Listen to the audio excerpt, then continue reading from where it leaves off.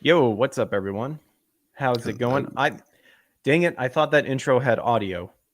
Was it just So, a silent? Just well, yeah. Oh, Joe's in. Let's get that mother.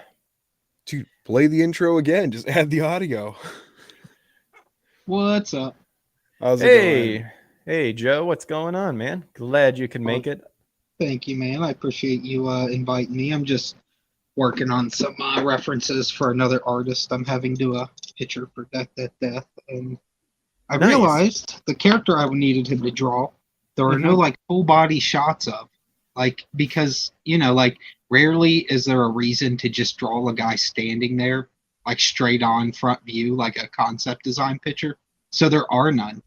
So I was like, I gotta sketch something up so he knows what this whole character looks like instead of just knowing what the feet or the arm or the side of the head or the shoulder looks like. You might need just a full image of this thing. So Oh man. Oh just man. more work.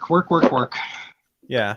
So the intro that I played was my Rumble intro, and I actually purposely removed the audio. But I uploaded it and I played it just now because it's has a blank little bit to give it time to load and stuff. So we're gonna try this again.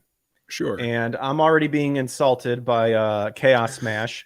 It says 3 minutes late, 1,000 push-ups, Higate san. I know that means bald. So you know what? You knock that off. Hey Loki, what's up? So I don't know, just because I'm autistic, we'll make it seem like everyone was here and everyone's a ripping and a rolling. Let's try this.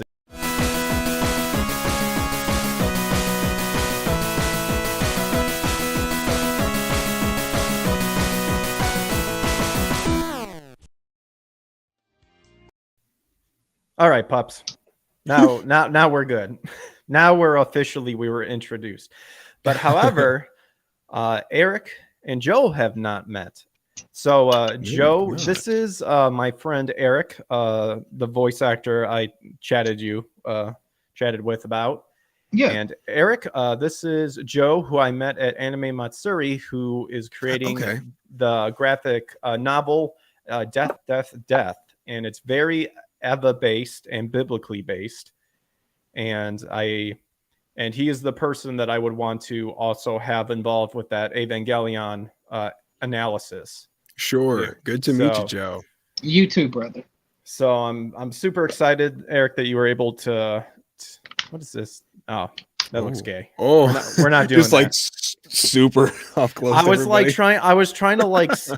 They need to have it to where like the video make it shrink smaller, sort of thing. Because I get paranoid because.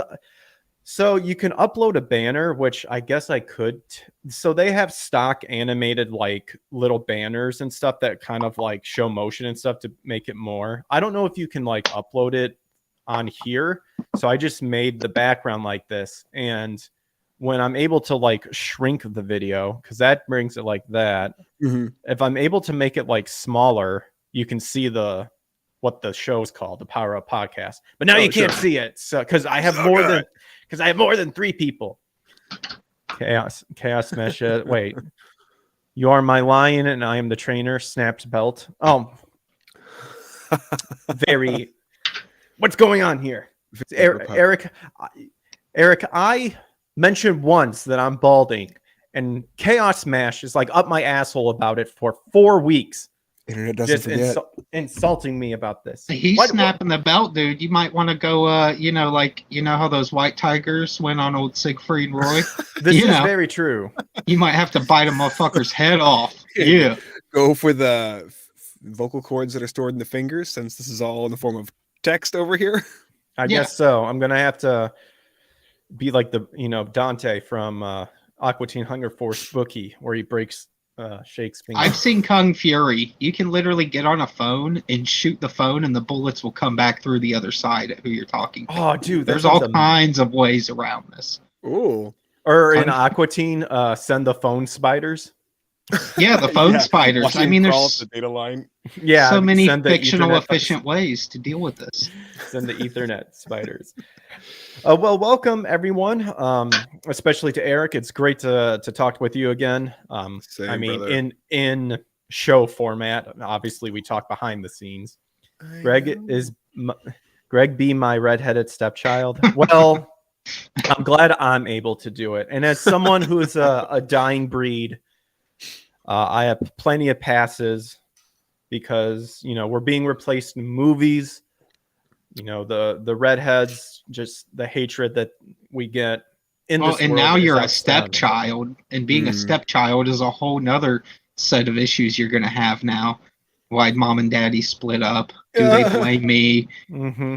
Do I hate myself for Wait life until now? after my birthday to tell me that whole song Exactly. again. It's the mailman's redheaded, so kind of put 2 and 2 together that something was happening. Dad said I get 2 Christmases, but I don't feel any better for some reason. True. Very true. Yeah, I mean, no wonder stocks in rope is skyrocketing through the roof. I tell you, man, people just going back to buying regular old pirate pistols. They've only got one shot, but one's really all they need. That's true if you're accurate. Redheads being replaced by black people. Sadly, it's true. I mean, with The Little Mermaid, there's a prime example of so many beautiful redhead models out there, but nope. You tell me where in the African American community or just black community at all red hair occurs naturally. You tell me that.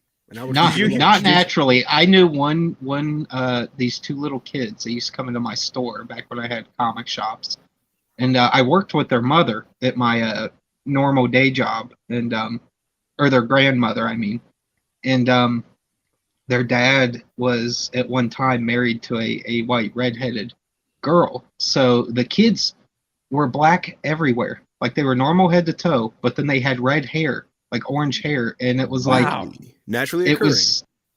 Because their mother was red haired and white. It was I mean like it was still naturally occurring though. But that's crazy. Yeah, at first I did a double take, and I even asked her grandma, I'm like, those kids got red hair? She's like, yeah. I was like, it's interesting. I'm not trying to sound rude or nothing. I've just never seen it before. Good for them though. Sweet kids. It's like the rare condition of like the Africans that are like full white. Oh yeah, like in that one vitiligo. That one Katy Perry. Like Elon Musk. Like Elon Musk, yes. Yeah. Or there's actually there's a number. Well, Michael Jackson had vitiligo. You look at pictures of him when he was supposedly little, dark as a chocolate bar, and then he turned into a very frail white woman. At the end of it. Alas. Let's see. Chaos Smash says better get to reproducing Greggy. Oh yeah, I like to lay my seed around everywhere. Just people like, oh shit, what is this? Oh, it's some Greg seed. Oh, great. Take that with me. Yep. And Chaos says it's nice to see you again, Eric-san.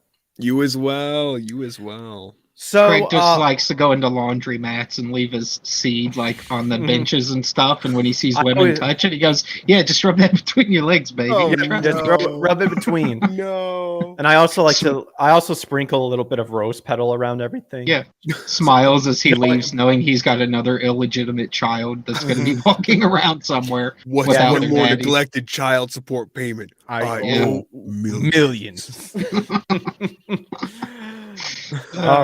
Oh man. Well, it's fun being terrible sometimes. It just is.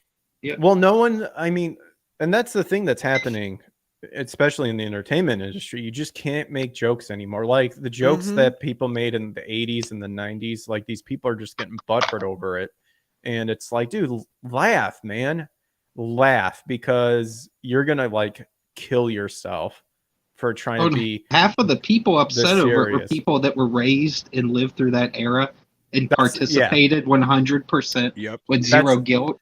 And they did not magically care until it was like an online thing to care. Yeah. So until people start getting paid, until they started getting paid for being marginalized, essentially somebody saying, hey, you're so pathetic. Here, why don't you just take this stack of money here and this trophy for doing absolutely nothing? But because you're so pathetic, you must deserve this in some form or another.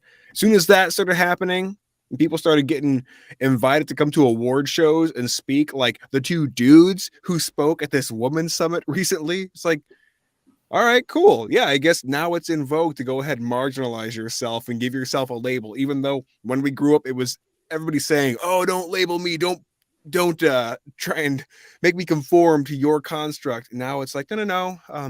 I'm an empath, and I just happen to feel certain things on a deeper level than most people. I remember people just saying, "Oh, I'm sensitive." Like, you didn't have to put some weird little face to every single thing, like some weird little badge of honor. That's all they've got, man. And it's sad because it's not all they've got. It's all they've been told they got. Yep. It's frustrating. Yeah, because it's like a lot of you are probably talented, probably good at all kinds of things, probably creative, and you're holding yourselves back by clinging to such silly, goofy ideas that someday when you grow up and become an adult, you're going to look backwards and hate yourself. And then you're going to go, that's why everybody disliked me, because I was an insufferable prick 24 hours a day. And now I have 0 friends, and everyone's impression of me is the guy I was when I was 20 or 19. Because there's still people I know that have probably gotten, that have grown up and become better people. But last time I saw them, they were fresh out of high school and retarded. And that's still my mental image of them, even though I try not to think that way. Because I sucked too when I was young, so I'm not ignorant. Oh yeah, no, I maintain that I was certifiably retarded till I was about 28, and even then, same here, literally the exact number.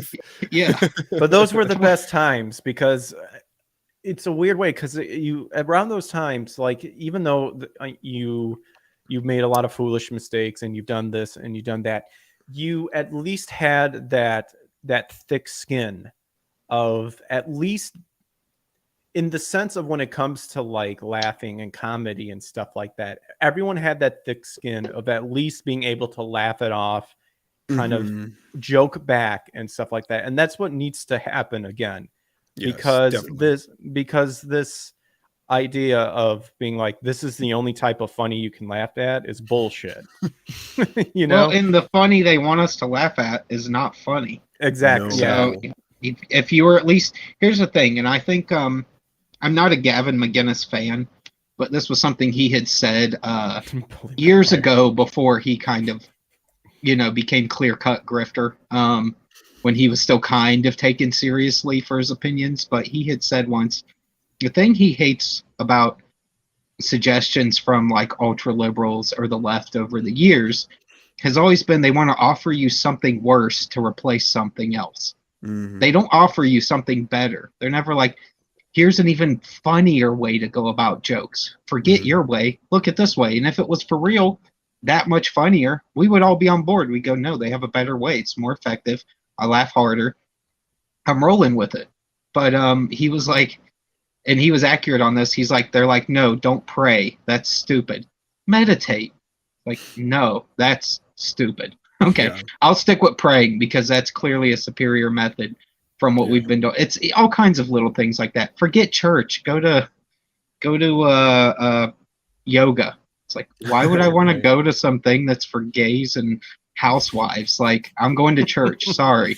Like, they're two different things. They're not even the same. They just, everything they want to replace stuff with is a worse version of what we already had. And they don't see it until things are crumbling around them. Like, it's so weird. It's like the tank could be right outside your door, liberals, and you would tell me there's no war. You would just go on about eating your dinner. It's like, no, there is. Literally, the tanks are going down your street, retard. Yeah, it's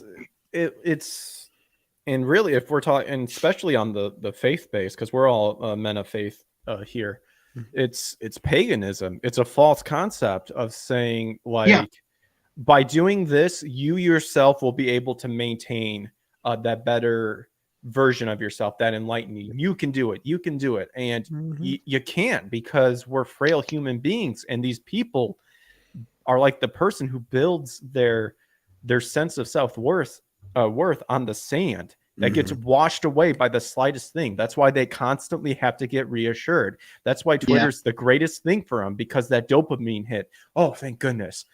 Oh, my sense of worth just got reassured by an AI heart being by a horde of other mentally ill people that have no grasp on reality in any shape or form.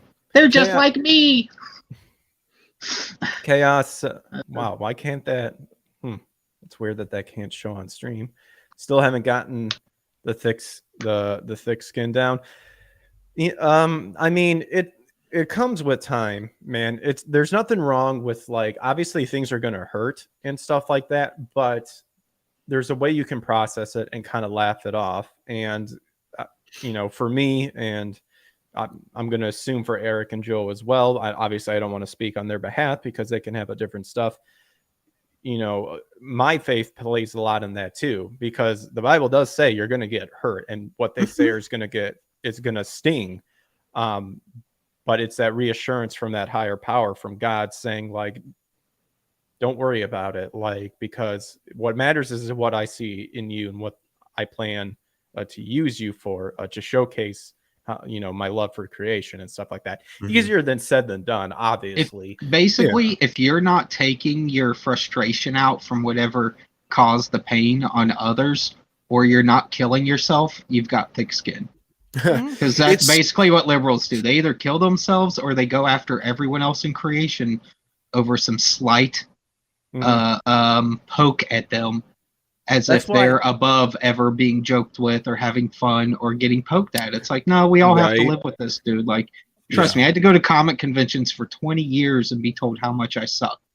You think you think I'm concerned with your little boohoo bullshit over nothing? Like, it's you can tell who's adults and who's not, because even adult liberals, you can tell they're just saying the things because the young kids are saying it. They're not.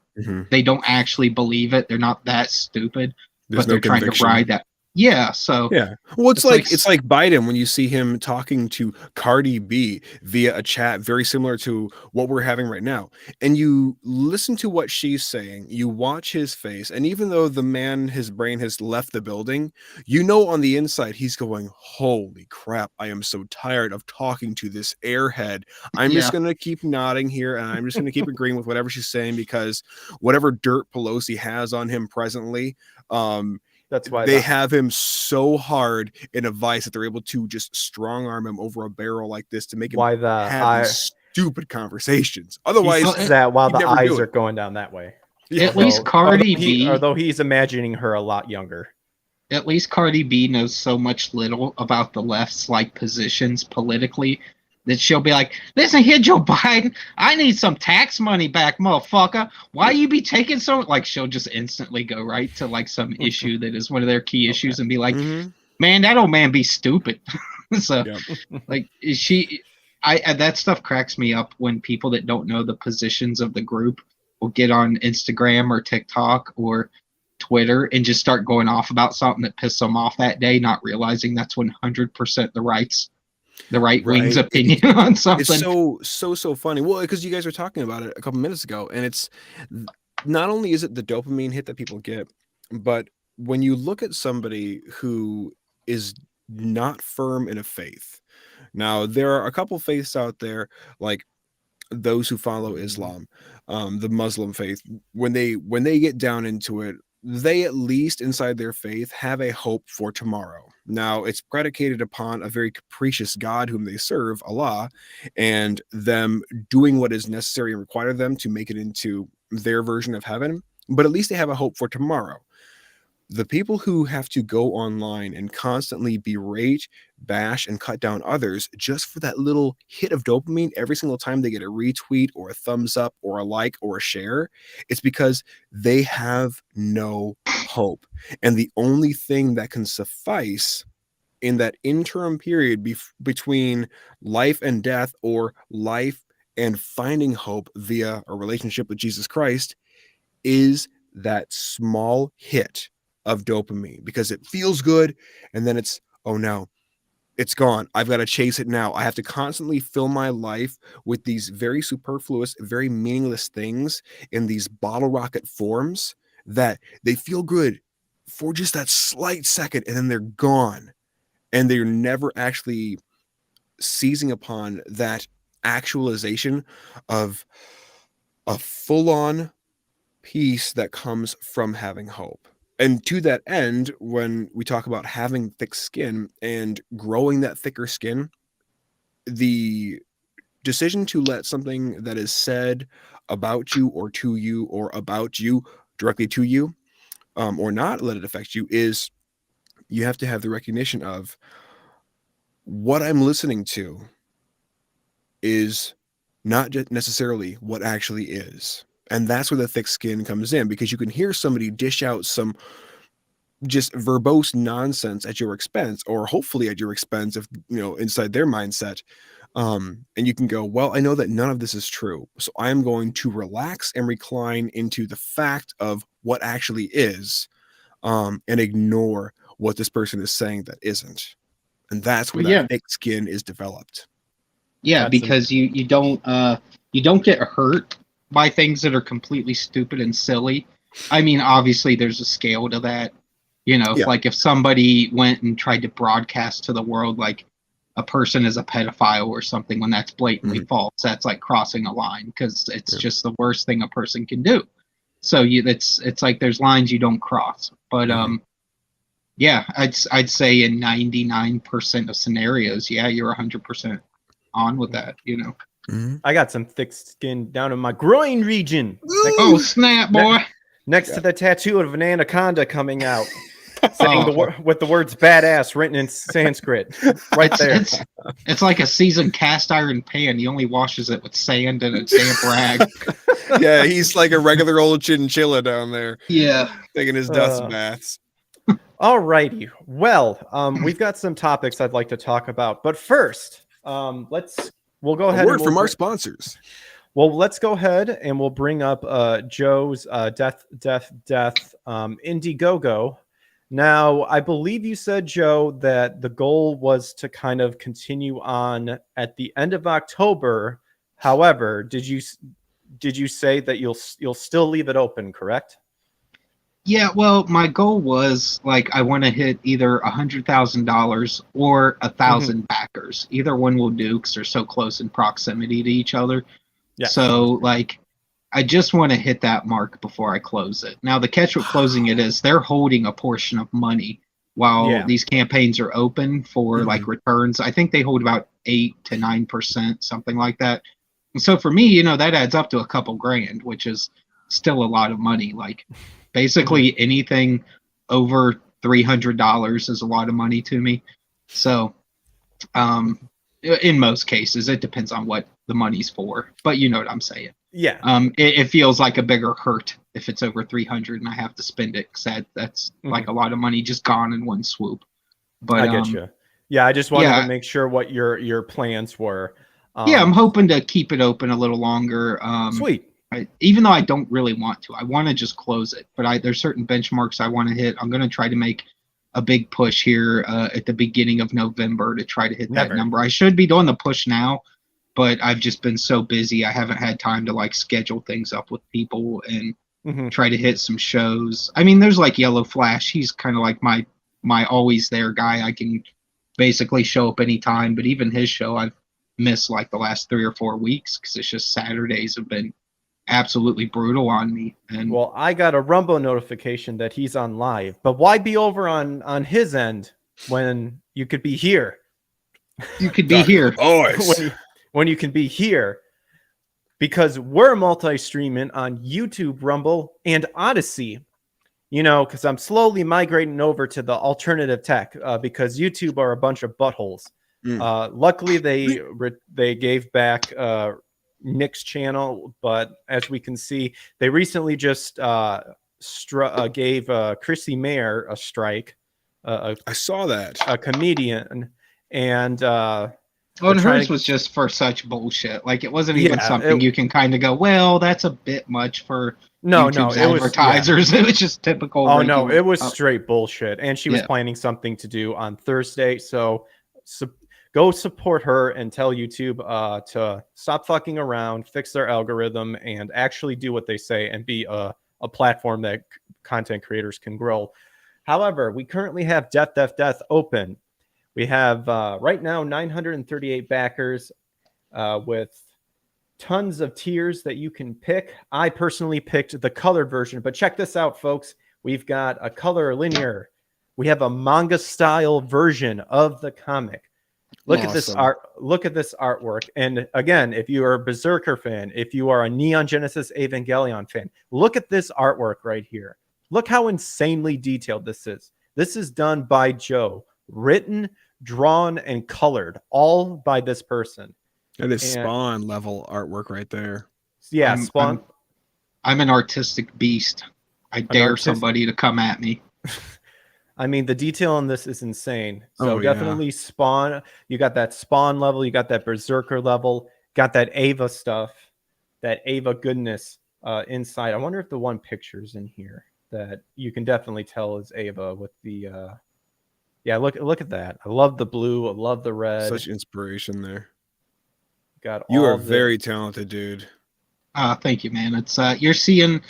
Let's see, how old am I? 40. You're seeing 40 years of practice adding up to this. So it's like I couldn't have probably. Here it is. Yeah, here yeah. It is. Go ahead. There's your Ava influence right there. The upside down crucifixion, definitely. Well, those, if you'll notice too, like there's like a bunch of them. Actually, I don't know if you can gauge this from the ash can because that's the page it ends on, but the upside down characters in that image, I don't feel like this is like a huge spoiler or nothing. It's just kind of like a reason for why they're like that. Mm-hmm. They are currently in a state of unjudged, you could say. Like inside of those things they're floating in front of are those are rebirth chambers that they are floating in front of, and those contain the servants or the slaves that were saved with them by God. So God has already deemed the servants of good heart and giving them a second chance despite being abominations. Just the fact that their circumstances didn't give them a choice and how they were brought into the world. Well, whereas the other four are as well, but because of their level of power in the world they came from, they're not going to be judged the same. The servants were just completely stuck in the position they were in.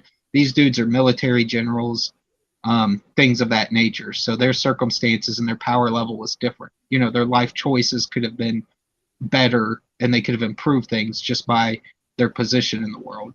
So they're still upside down because they are not, God hasn't decided yet. And they'll actually hold their halos through the entire book because God hasn't. That's the whole reason. You'll see all the servants' halos cloak them in God's energy and make them kind of like not perfect beings, but they're not, like sickness or starvation won't take them. Mm-hmm. He kind of blesses them with the ability where only a wound can kill them. Like someone has to physically kill them, where they have to like fall or get hurt or something.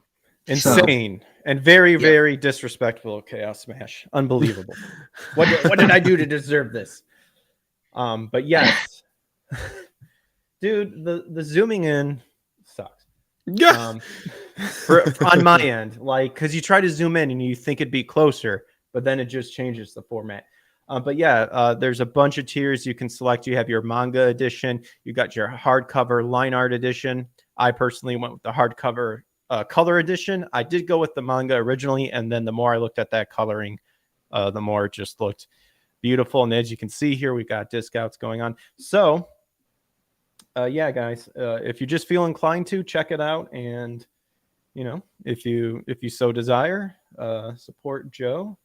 It's awesome. Yeah, very. I can't wait to read it. I can't wait to read it because Eric, Joe and I, Joe also likes Chuck Missler. We like talking about pretty much when I found out that he enjoyed Ava at Anime Matsuri, we pretty much talked the entire time talking about that, talking about the giants, the Nephilim, and all that stuff. Sure. So, well, you know what my thought pattern is by default. It's fun to talk to people where they know where your brain was going without actually asking you. Without, there's certain habits I have and things I do artistically, especially with this book more so because I'm writing it, where only if you knew certain things would you be clued into what I was doing.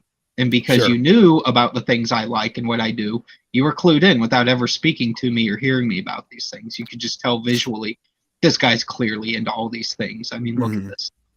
So, and I'm even using this as a format to like take like holy symbology and holy symmetry back to God. Because if there's one thing that frustrates me and what's the symbology there?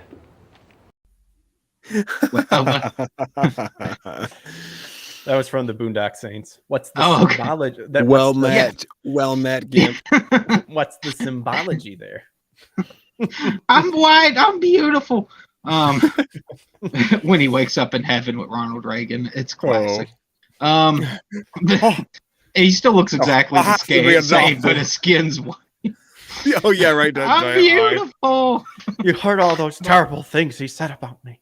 It's not true. I have to be adopted. Dude, I laughed so hard when he said that as he's crying, running up to Huey's room. So you don't even live here, dude. Gosh. Sorry, Joe. I interrupted. You're good, man. It's all in good fun. But basically, like, you'll see triangles, eyeballs, all kinds of things that have been co-opted by the devil. And we all know, like, eyeballs are obviously super important to God. There's literally angels, not angels, but spiritual beings covered in eyeballs.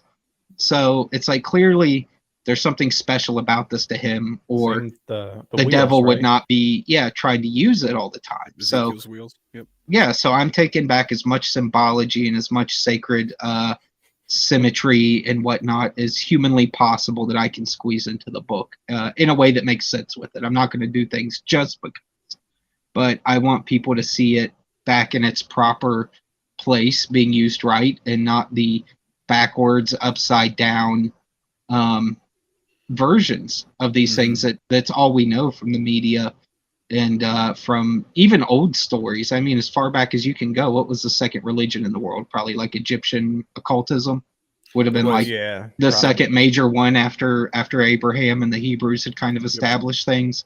So like they basically took everything Abraham talked about and everything the Hebrews had wrote down and just it perverted it. They took the prophecy of Jesus and perverted it into Horus, took the prophecy of all these characters and perverted it into what theirs was. So the Freemasonry stuff too, because their belief is that Enoch the evil was the one, that the belief that God shared how he created stuff with Adam, but when he fell, he lost a lot of that when he disrobed himself from that light.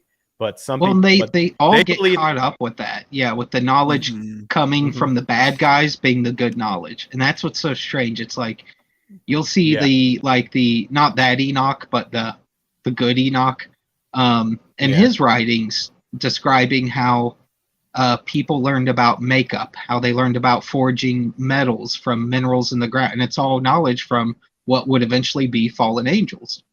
So when you take all these different things that are looked at today as either normal and or part of our perversion that makes us tick, whether it's a good-looking woman that's doing things to make herself excessively good-looking, that's not real. Not that I care that much, to be honest, but just these are the things in the writings that I took note of and thought was interesting. That like one fallen angel taught men about war, one taught them about swords, one taught them about, like, there's these little things where you're like, no wonder God didn't want them having this knowledge. No wonder. Pharmaceuticals, essentially. That's where exactly. we get our original word and term for medium or a sorcerer was the word pharmakeia, which referred directly to the taking or ingesting or breathing in of a substance that was designed to put you onto another plane spiritually, where you're then susceptible to demonic attachment or beastly attachment. Crazy. It's all it's one of those things where the more you learn about it, the more shit all just starts to add up in your head, and you go, oh, this is all making sense now. You know what I mean? It's kind of like the Charlie Day meme where he's doing this and you see the map drawn everywhere. Yeah. Do you want stress? You want to talk about stress? I want to accompany major conspiracy, Mac. So, I mean, it might sound silly, but I'm hoping, like, deep down, my real hope is not that people are like, oh, the book looks so cool. I will be much happier if people get back to me later and say, this piqued my interest in the Bible. That would be 1,000 times more of a compliment than anything about the physical book itself or the artwork. As someone is planting that seed, whereas maybe the Bible they felt like it was over their head in the moment, or they just weren't raised on it enough to even have the interest or care, or it's just outside their purview. this could be a way to at least pique some interest and maybe get someone to look a little deeper into things that I take really seriously. But I didn't at one time in my life, you know what I mean? And maybe they're at that point in their life where they don't either. But it took the right things falling in place for me as well to reach the conclusion that I'm at now as an adult about Christ and God and all of it, you know. Mm-hmm. So I just really hope it does have some positive influence. You know, I don't want the creepy, weird imagery to just be all it is, because it's I want people to be a little uncomfortable. Like, there's something fun about being uncomfortable when you're not in any real danger. Mm-hmm. So like, that's kind of the thing too. It's like, I don't want them to feel uncomfortable because of gore or sex or typical things. I want them to be uncomfortable because the character's eyes look crazy, things like that, you know, or the scenery or the imagery is just really strange and awkward. Like, it's not supposed to shock you. It's supposed to make you squirm without really knowing why, because nothing that gross or that sexual is really happening. Mm-hmm. So actually, there's nothing sexual in the book. Like, I know at some point nerds are going to be like, well, how do those characters reproduce? And I'm going to be like, they just do, man. Just roll with it. Stop asking questions. Don't affect the story. You know, they don't have any relevance whatsoever. People are together and they have a baby, and you're just going to have to figure it out. Fill in the blank. Yeah. If I tell them too much, the weirdos on the internet would just go nuts making cartoon porn of my stuff. So I don't need that in my life. Well, there's something to be said about what you were touching on here, and it's the taking back of the imagery, the taking back of the symbolism, the taking back of the what has been now counterfeited, and you're reclaiming it to its rightful place. Those themes, that imagery, the overarching narrative of the Bible in a whole, in so much as you have these seemingly ritualistic and what's the word I'm looking for? Imagistic moments throughout. Like, you look through the Pentateuch, and there is so much incredible imagery there, and so much of what they do is done very specifically and very orderly. And it has been counterfeited, but the idea that you can sort of take that back and present that in I don't even want to say the guise, but inside this comic format for people to hopefully have their interest piqued, I think that is very noteworthy. Because if you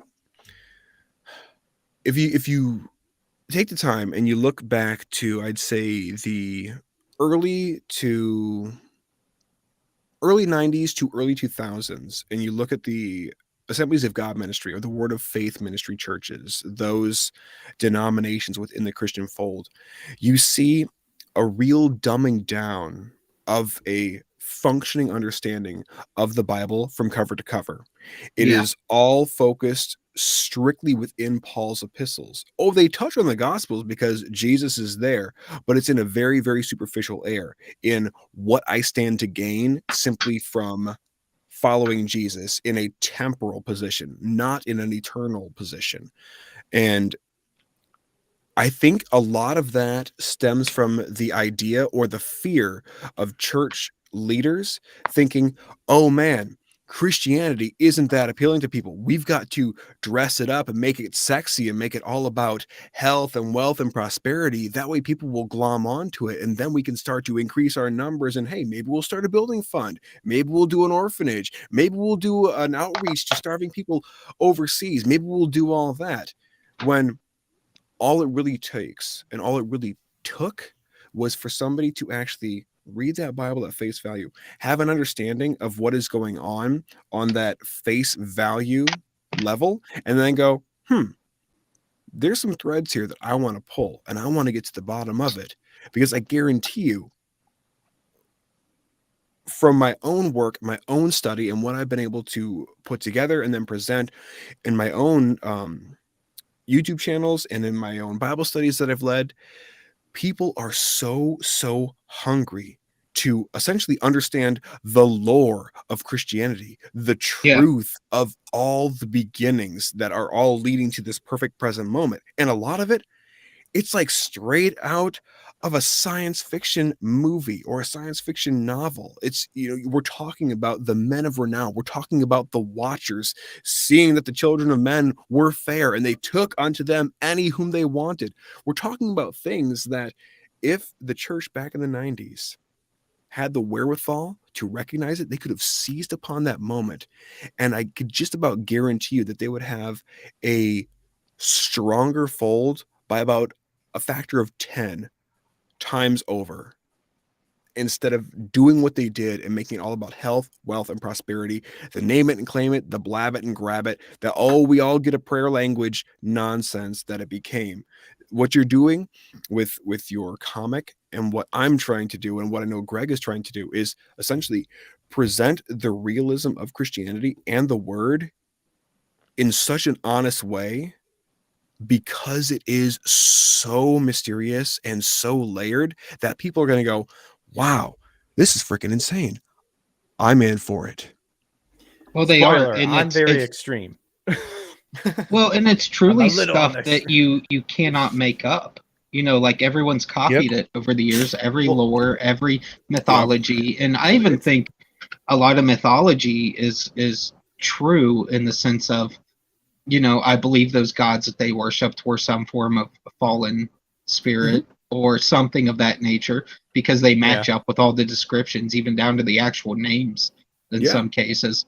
And just the fact that the constellations at which spiritual beings work in, I think in terms of like their job, you could say, is so much of based in their personality and their names in the Roman and Greek mythologies and India, different religions and stuff, that you can tell. It's like there's no coincidence that Solomon describes something that looks just like Shiva and is a female god of war that used to be a Nephilim that died, and now it's just her. So you never see a female angel. You only really hear about, if any, disembodied spirits of a female Nephilim.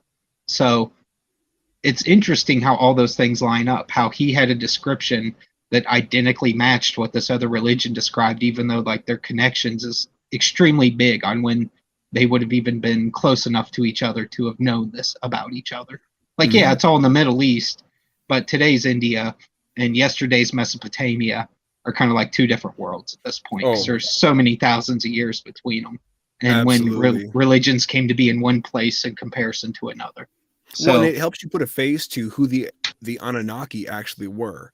When you pull that line of the Nephilim and the Rephaim and those men of renown, it's like you were saying, you're looking at all these things and suddenly it's all clicking into place when you have that larger narrative.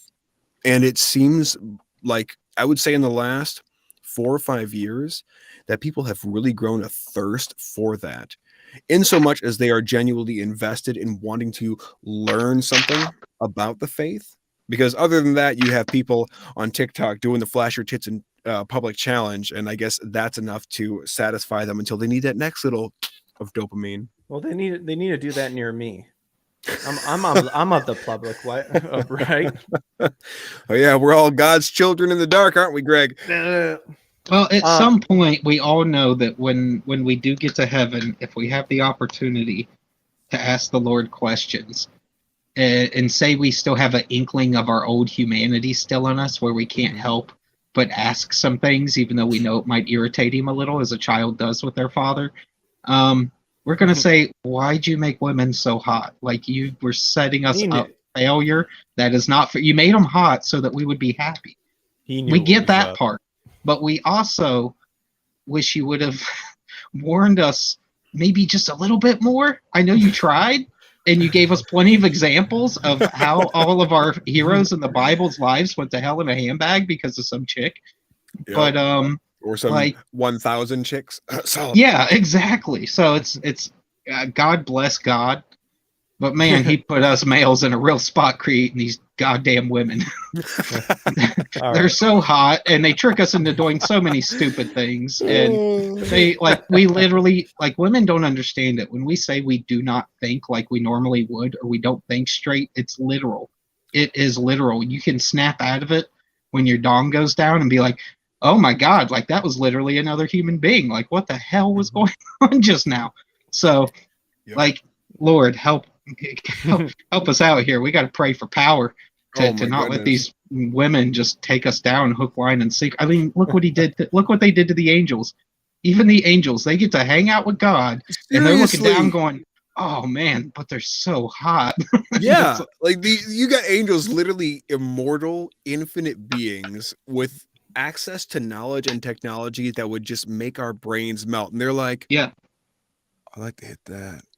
Well, they're like, it's worth it. Like they plotted and planned to keep it secret between them, as if God's not going to know what they're up to. Like, okay, now if we all just keep our mouths shut, right, and blame everything on Azazu when it goes down, like we'll be, Well, that's all they, and plus, yeah, I mean that just makes you questioning about like what exactly was the end game for them too, because you can, I mean, the Bible doesn't really tell about it, but you can kind of experience it just based on what Lucifer wanted to be. Like he wanted to be on the same shelving unit as God and wanted to be worshipped in as well, but he convinced 1/3 of the angels to rebel against him, and I think that number really actually gets downplayed based on what the Bible says. Yeah, of what the Bible actually says, of like how many angels there are. It is insane.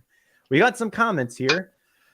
Chaos Mesh says, thank you for saying that, Joe. I hate when people nitpick. How does this work? How does that work? Just roll with it and shut up. Hey, and Ryan the editor swung through.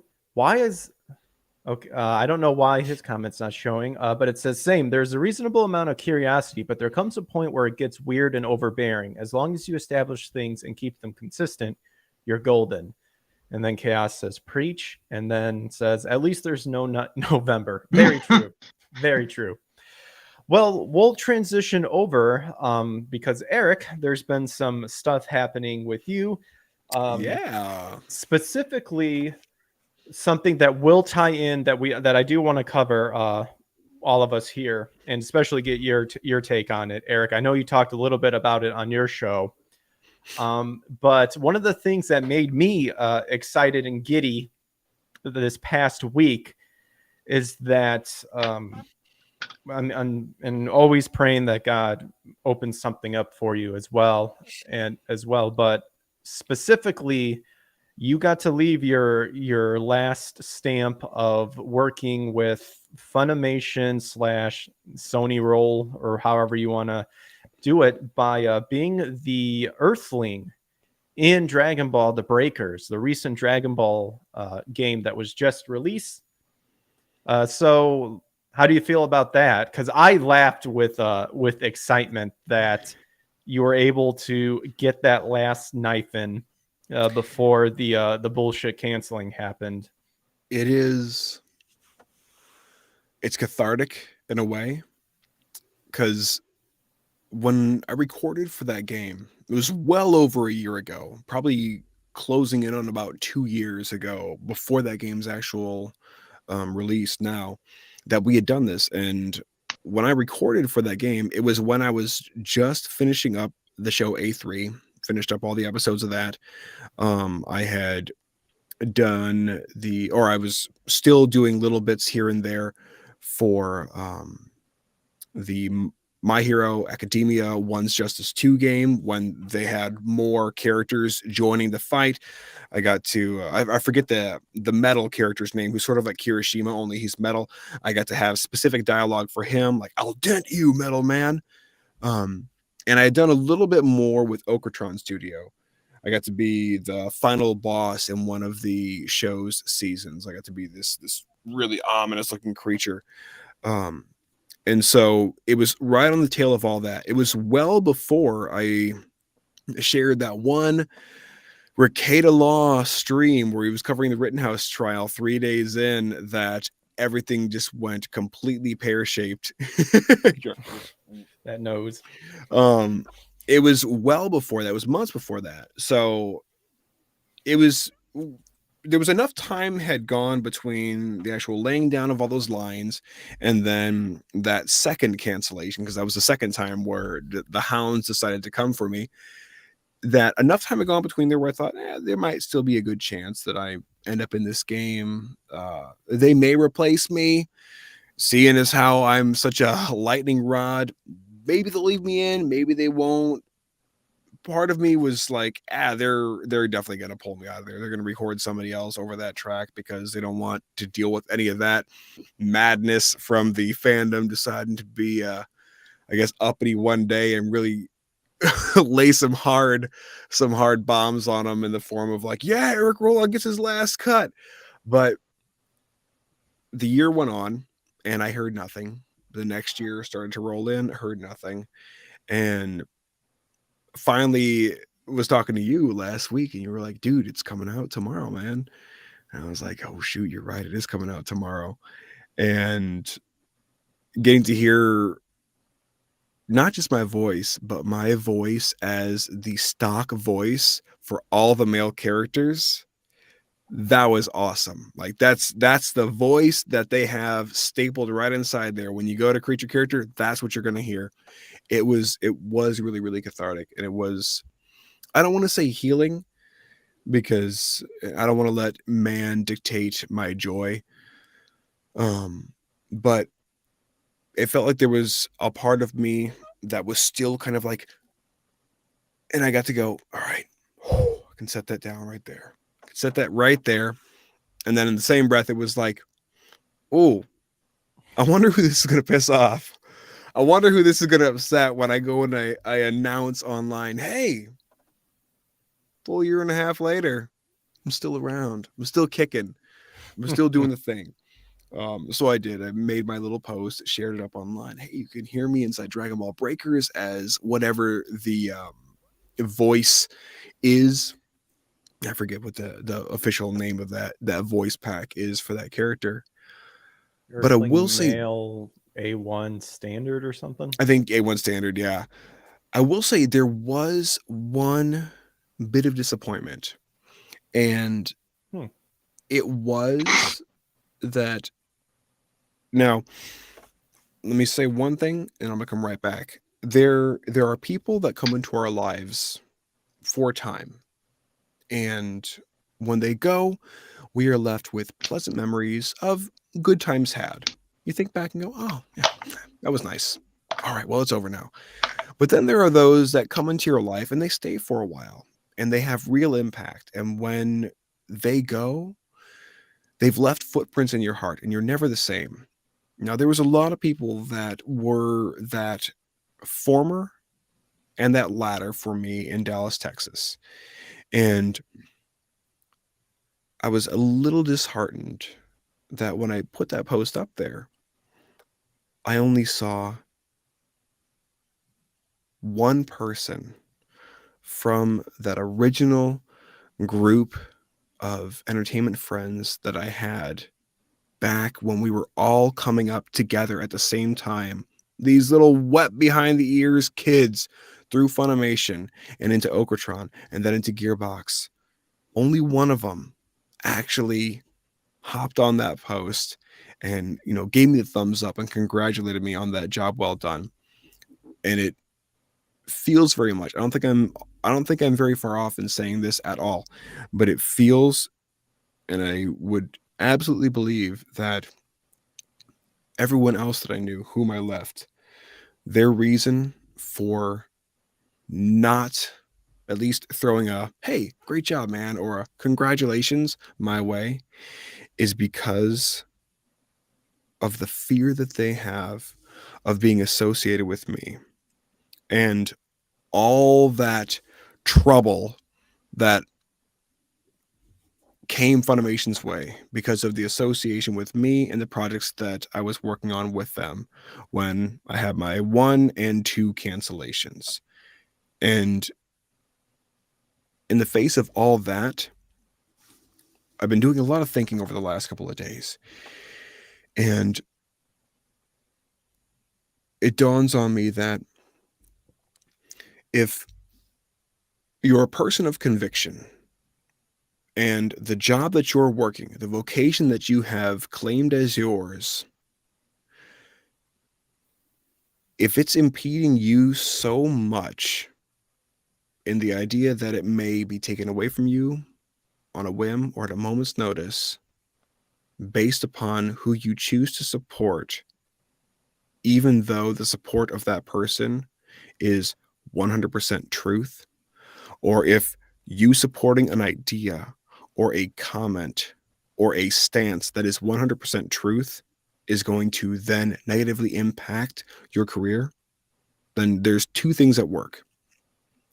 You're one, very, very weak, and your attentions and your hopes are misplaced.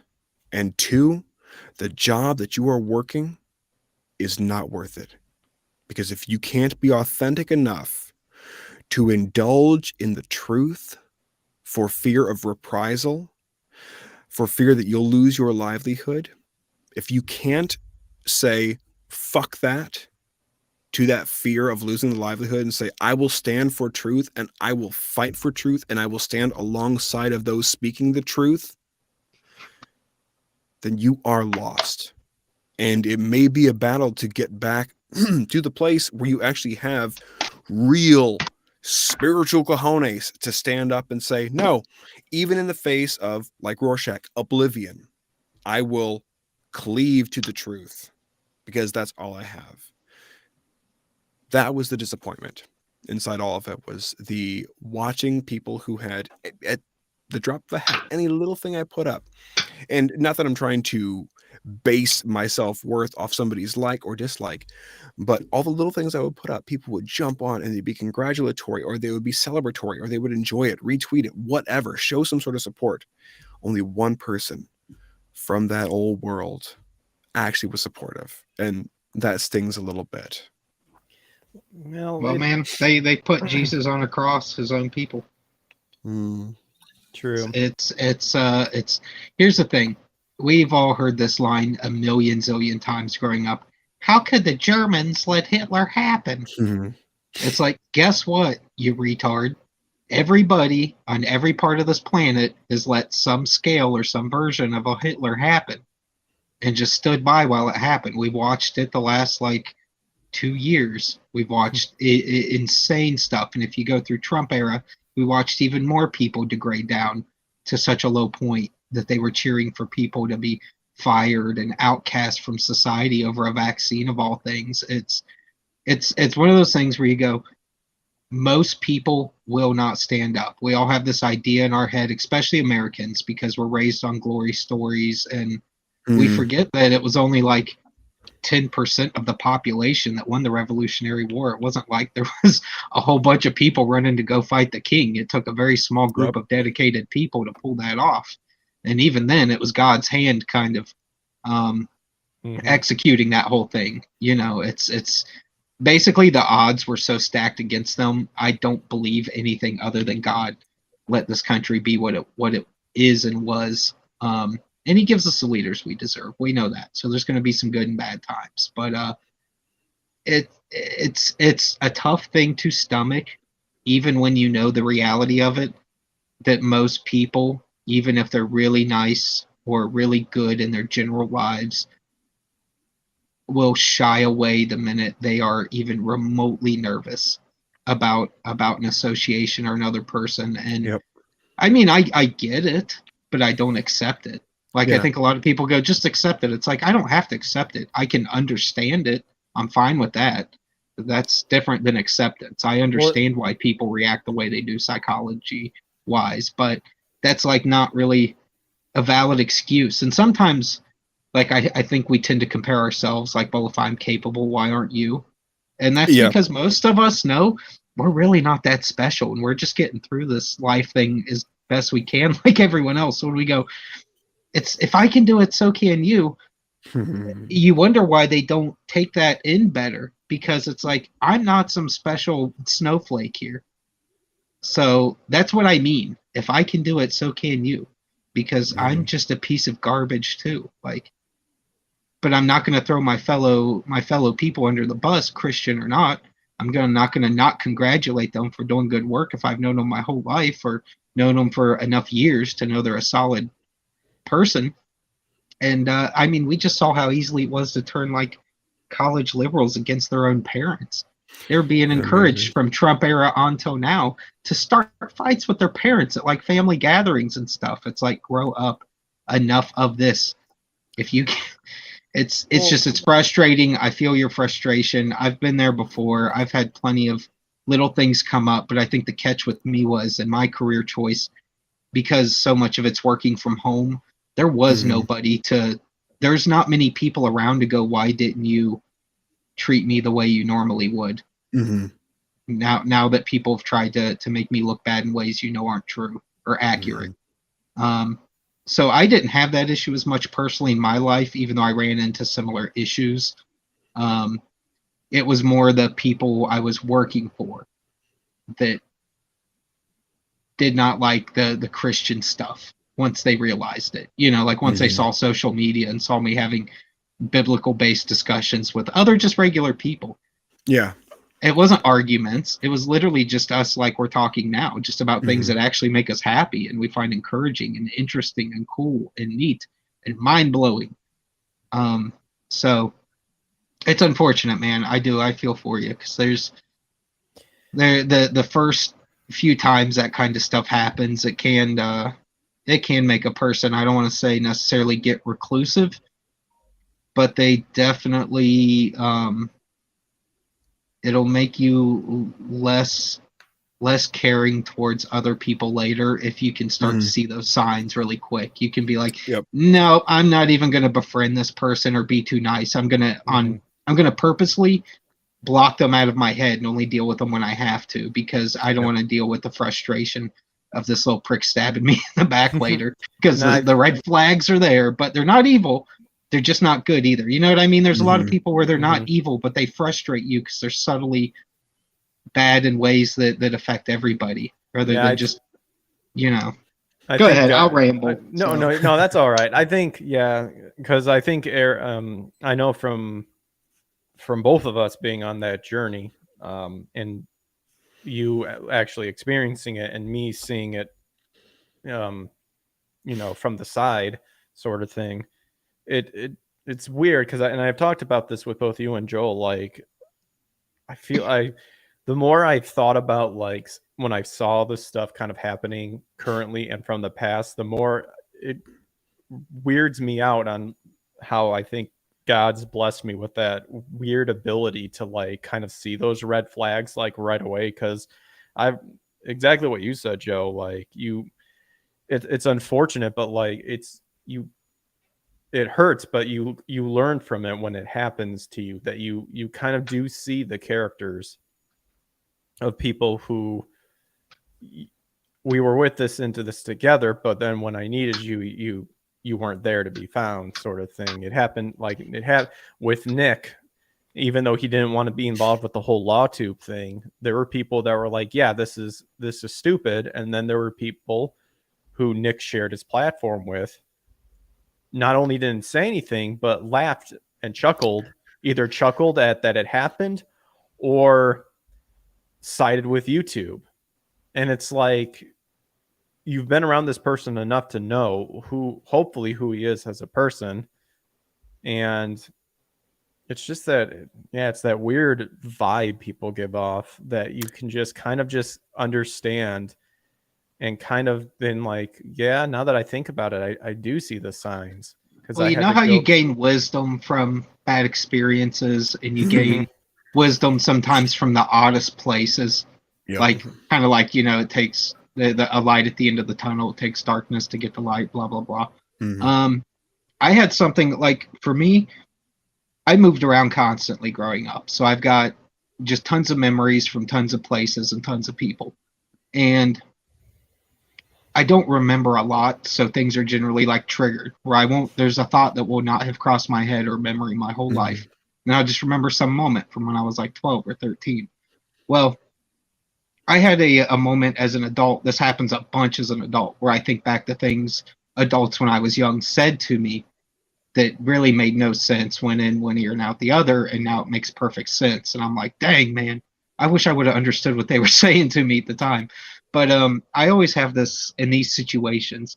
I have a little triggered memory to, and it's like I said, it's not coming from a good place, but it's interesting because it was still wisdom. I was in high school. I was going to get weed from a guy that I had been getting weed from, and we eventually kind of did become friends. But at the time, I was trying to be buddies with him because we had so many common interests with music and movies and entertainment stuff.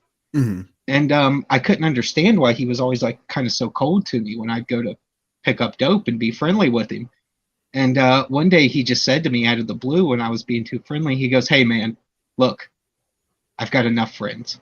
Not trying to be rude, but I don't need any more friends." And it didn't make sense to me in the time. But as I got older, it's like, yeah, you deal with enough people, especially if you're selling drugs and you're talking late 90s, early 2000s and heroin. That was pretty much illegal across the board. You were looking at felonies, not the slaps on the wrist you get now.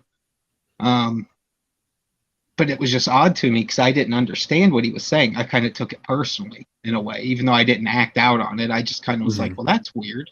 And nothing but nice to this bitch. But later on, it rang true with me because that's very much the attitude I have now, between just life experience mixed with I've got a wife and kids and a home. Like, I don't have time to even be too friendly with anybody I don't feel like is truly worth my time and effort, because I'm limited on time and I'm limited on brain juice and focus and effort. Like, it's spread out between too many things. So my meter just goes dry at a certain point in a day. But just little things like that, it does develop kind of a hardened attitude in us where we may not even want to come across rude or strange to people, but you get a, hey man, I've got enough friends attitude. Yep. After enough of these situations where it's like, no, I'm fine with the 2 or 3 people in my life that I speak to about anything personal, so. And I don't think we want to be that way. I don't think Jesus was that way. You know what I mean? Like, it's tough because when none of us like that, we have to put our guard up like that. But we get put in these situations in life where, yeah, we have to be suspicious. We have to be a little bit more careful. And we can't be nice to everybody, even though in a perfect world we would love to. I think most of us are agreeable, nice people at heart. That was a term I heard Jordan Peterson use once, even though I'm not a big fan of him. He called himself agreeable, and that clicked because I was like, that makes sense because I'm very agreeable. Like, that's a good word for how I am. But you wouldn't know that unless you were either knew me when I was young or know me personally enough now to catch on to that, because I'm just not going to make friends with every Dick, Harry, and Nancy that walk across the street at me. I mean, come on. And I think that's dude, it's unfortunate that you had to go through all that, just to still do something that's on the scale of anything Dragon Ball, anything. I mean, it's one of the biggest franchises on planet Earth for going on 40 years now, maybe more. Right. I got to check that off my bucket list. I'm officially just as canon as Broly is now. So that's insane, man. I wish you were in a better game, but I am glad that you were able to be able to voice that role too. Dude, imagine getting a partake in Toriyama's legacy. Absolutely. It's just so rare. There's just not a lot of people that can say that, because he's done the art, he's done the writing, he's done so much that unless you're on a game or you're voicing something, those are basically your only avenues to be a part of that. There's only 2, or if you work for him, maybe, I know you mentioned you had something, when you mentioned you got a big role. I was like, okay, now I got to think about what's happening too, and I kind of deduced everything down. And I'm like, I think it's this one, and then it's like, well, we're gonna have to wait and see. And then when I saw it, I was like, yes, I had a feeling. Yeah, that was. You guessed it right. Yes, we gotta. Let's see. Chaos Smash says, I still remember your shot at Nick when he talked shit about JoJo. Sadly, Damon Mills is in the Breakers, and I mean, so much has been said about that too. But that's the other thing too. Just look at what these people support. They don't support truth. They support people like Damon Mills, a protected class, who straight up admitted of kid diddling. And it's I know who you're talking about. It took me a minute. I just saw his fraudulent anime looking self in my head. That Yep. photo you always see floating around of him with like the blonde hair kind of over one eye, like trying too hard to look like a real life anime character. Yep. Like, dude, you're not a sexy cosplayer. Knock it off. I mean, That's only for how girls. insane is it that you have this bevy of people who now know exactly what happened, but because they are wanting to either be a part of this anime world so badly, they will all just zip their lips and they won't take a victim side, or they won't speak out for truth. How insane is that? An anime, like, it's already the work that we did, that they're doing, it's all derivative. It's already been laid down by a bunch of Japanese actors and actresses. Yeah. All we did and all we're doing is matching the tonality of a voice and the cadence. That's it. It's all derivative. Like, you're the coolest kid with Down syndrome. They've let that power go to their head. I mean, Cress said it really, really well, that dubbing should be to show respect to the material and to the media that you are translating by trying to give it as accurate as possible. You can have your own beliefs and stuff like that, but that should not be interjected inside of the fucking medium. And don't give me that bullshit that it's like, well, we don't really understand because over in Japan it means this, so we're going to use this to do. It's like bullshit. I guarantee you I can think of something that is as neutral as possible. Don't give me that crap. These people don't like these people. Yeah. And I know the fuckers out there. I know who you guys are. I know the fucking backstabbers, and I know other people too. I've heard of other stories too. And you know that these people act like that they're these saintful people. It's not. Like the American industry side of that knows better, and that's what's frustrating too. Is there's multiple things being taken advantage of here. I think it's partially, yes, the Japanese like to know what's going on with everything. But I don't think that spreads across the seas as much when it's things that have just kind of always done what it's supposed to do. And as long as the numbers look right, you move on with life. It's like, well, the numbers look right, so we're not concerned. They're clearly doing their job. Where the things that are happening in America, I don't even know if they can, I don't want to say conceive it, because that sounds stupid, like they're too dumb to understand it. I want to say like it's not a reality they faced, and it sounds so silly and ridiculous on paper. It's kind of like I used to, back in the day, your boy Zach would say, try to explaining Comicsgate to a normie and watch how quickly their face looks just so confused and just like, is this real? You sound like you're making up some just dumb nonsense. It doesn't even sound real. So like, I can't even imagine, like, it's just there is something to, we have different ways of understanding words that we say to each other, and how a metaphor we may use may have a different meaning than the way they may use, even though both meanings are appropriate and both make sense, but that doesn't mean that they're not different and have different purposes.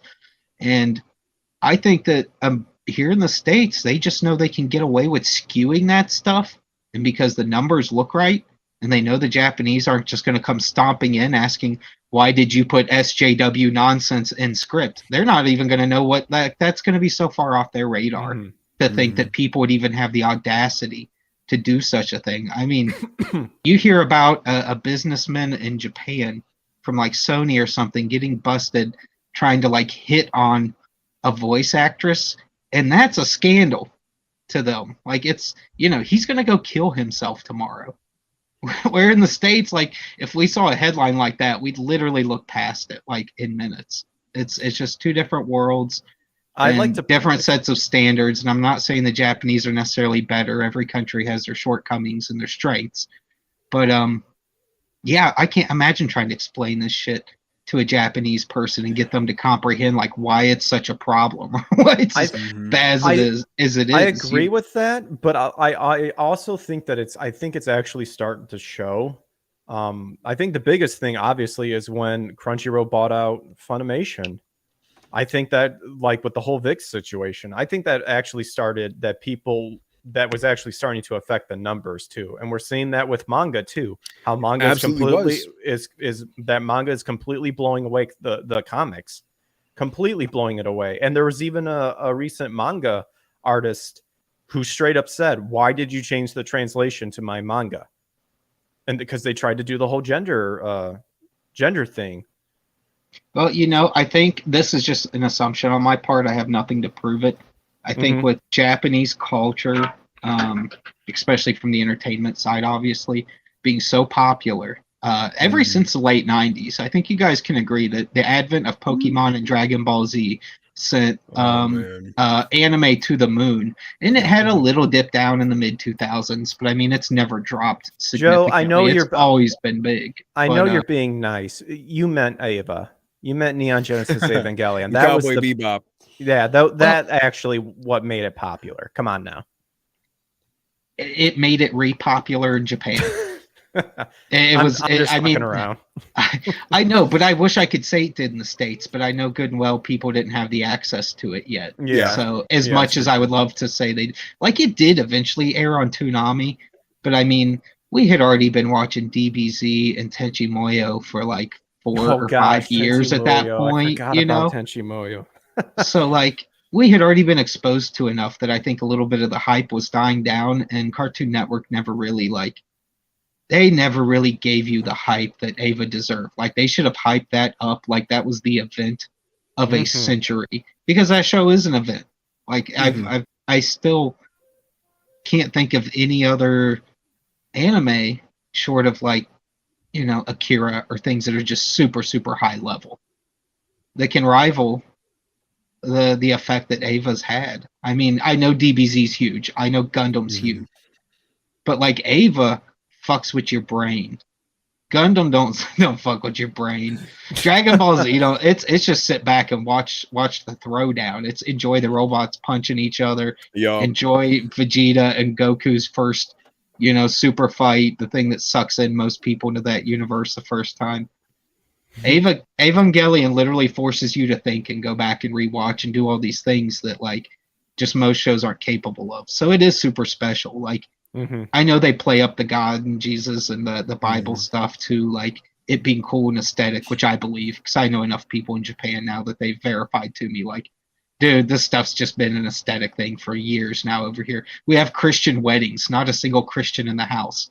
People in a American looking church because they saw a catalog for beautiful weddings in the West, and it was all these Hallmark Channel looking weddings. Oh no! So now that's just what they do. It looks just like an American wedding, but there's no actual religion involved. It's just because they're like, this is cool and hip.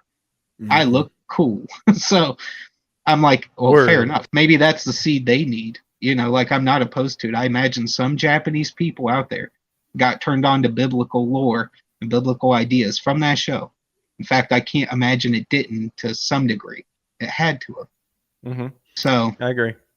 You know, it is an impactful show. It's a special show. And when people like gloss over it or like have some snarky anime remark when all they watch is like isekai after isekai like isekai? high school shows. Yeah, like shows intended for like 11-year-olds over there. Oh, nothing is ever going to top the 90s and early 2000s. That was the area where I think like everything, the world was your oyster. It makes me sad though, because I know they can still keep topping it, but My Hero, just they're going backwards to just focusing so much on like trying to get as much work out of the computer and less out of people. And I'm not saying it looks bad. I've seen some great work they've done, stuff where I didn't even know it was mostly digital. Like I really thought it was cell animation because that's how close it was kept to each other. But it is sad because there was something special. There's something, you get something different when people literally draw it, and it's just the freedom to do more wilder stories where I think there's a little less risk taking with the money over there right now.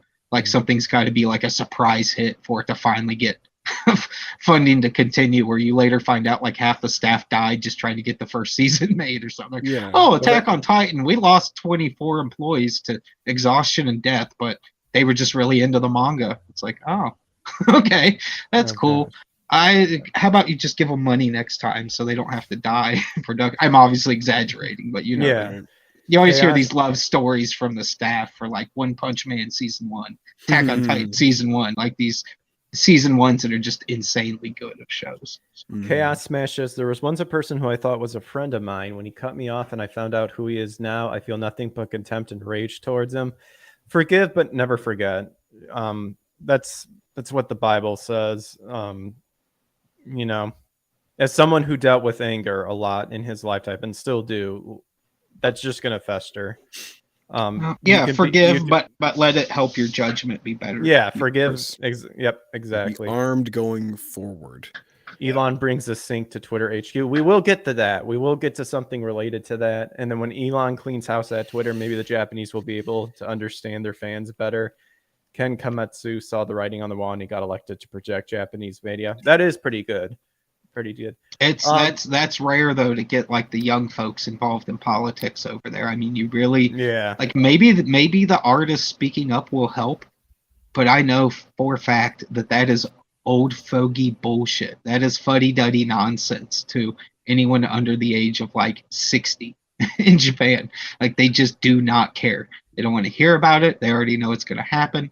They're just going to vote measures to make the old people feel comfortable and move on with life. As sad as it sounds, I thought I actually heard or read somewhere that actually a lot of those people with that mindset are like, they're like really dying off. Like the new generation's like kind of finally starting to take over, sort of thing. We'll see how it goes.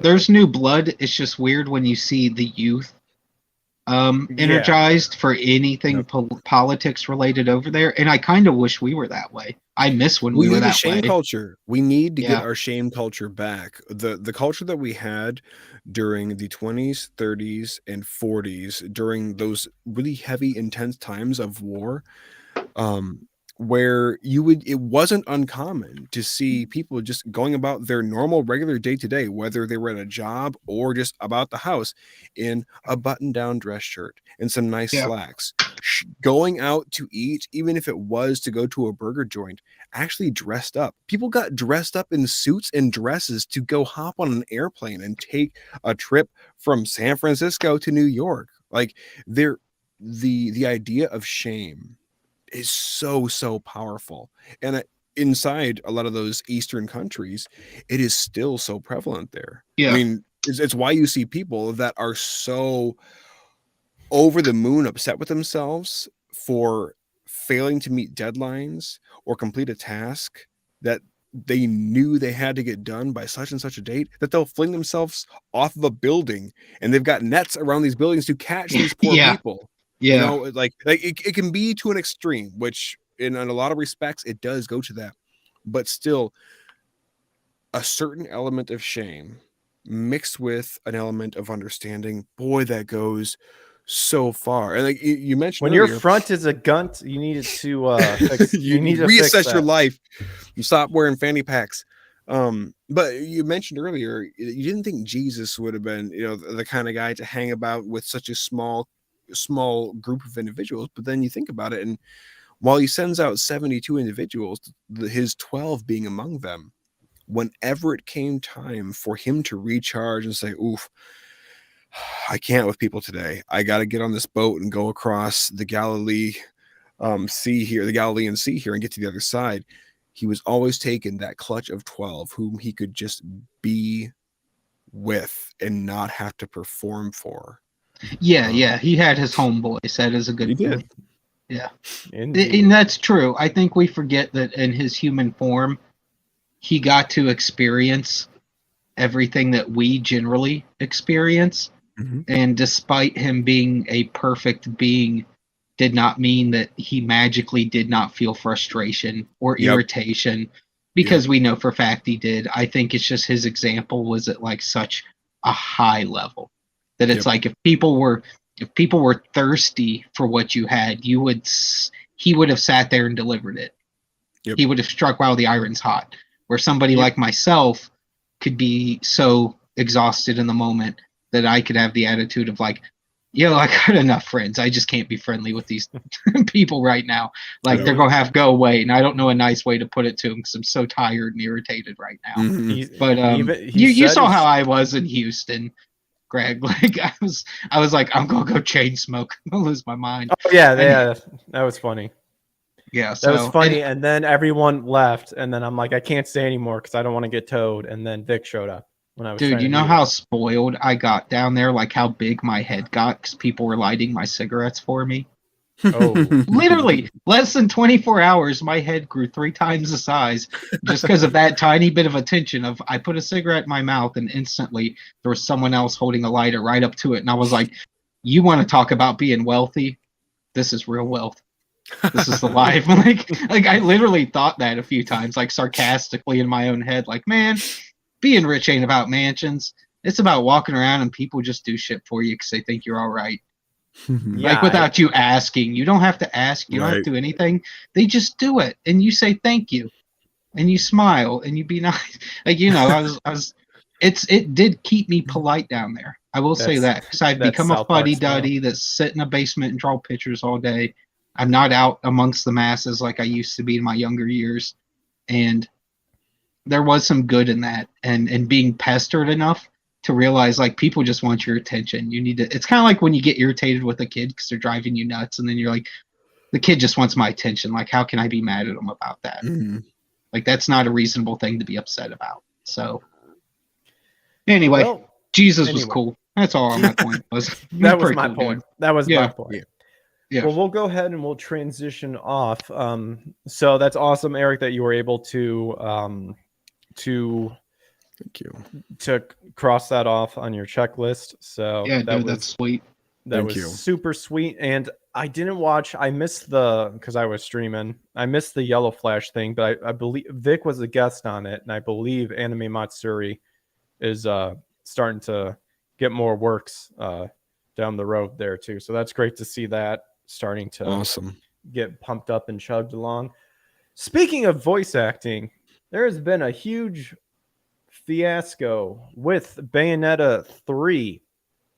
So I figured since you're here, Eric, and kind of know more of the inside information about stuff, because you actually explained it on Nick with Coda and stuff like that. Kind of.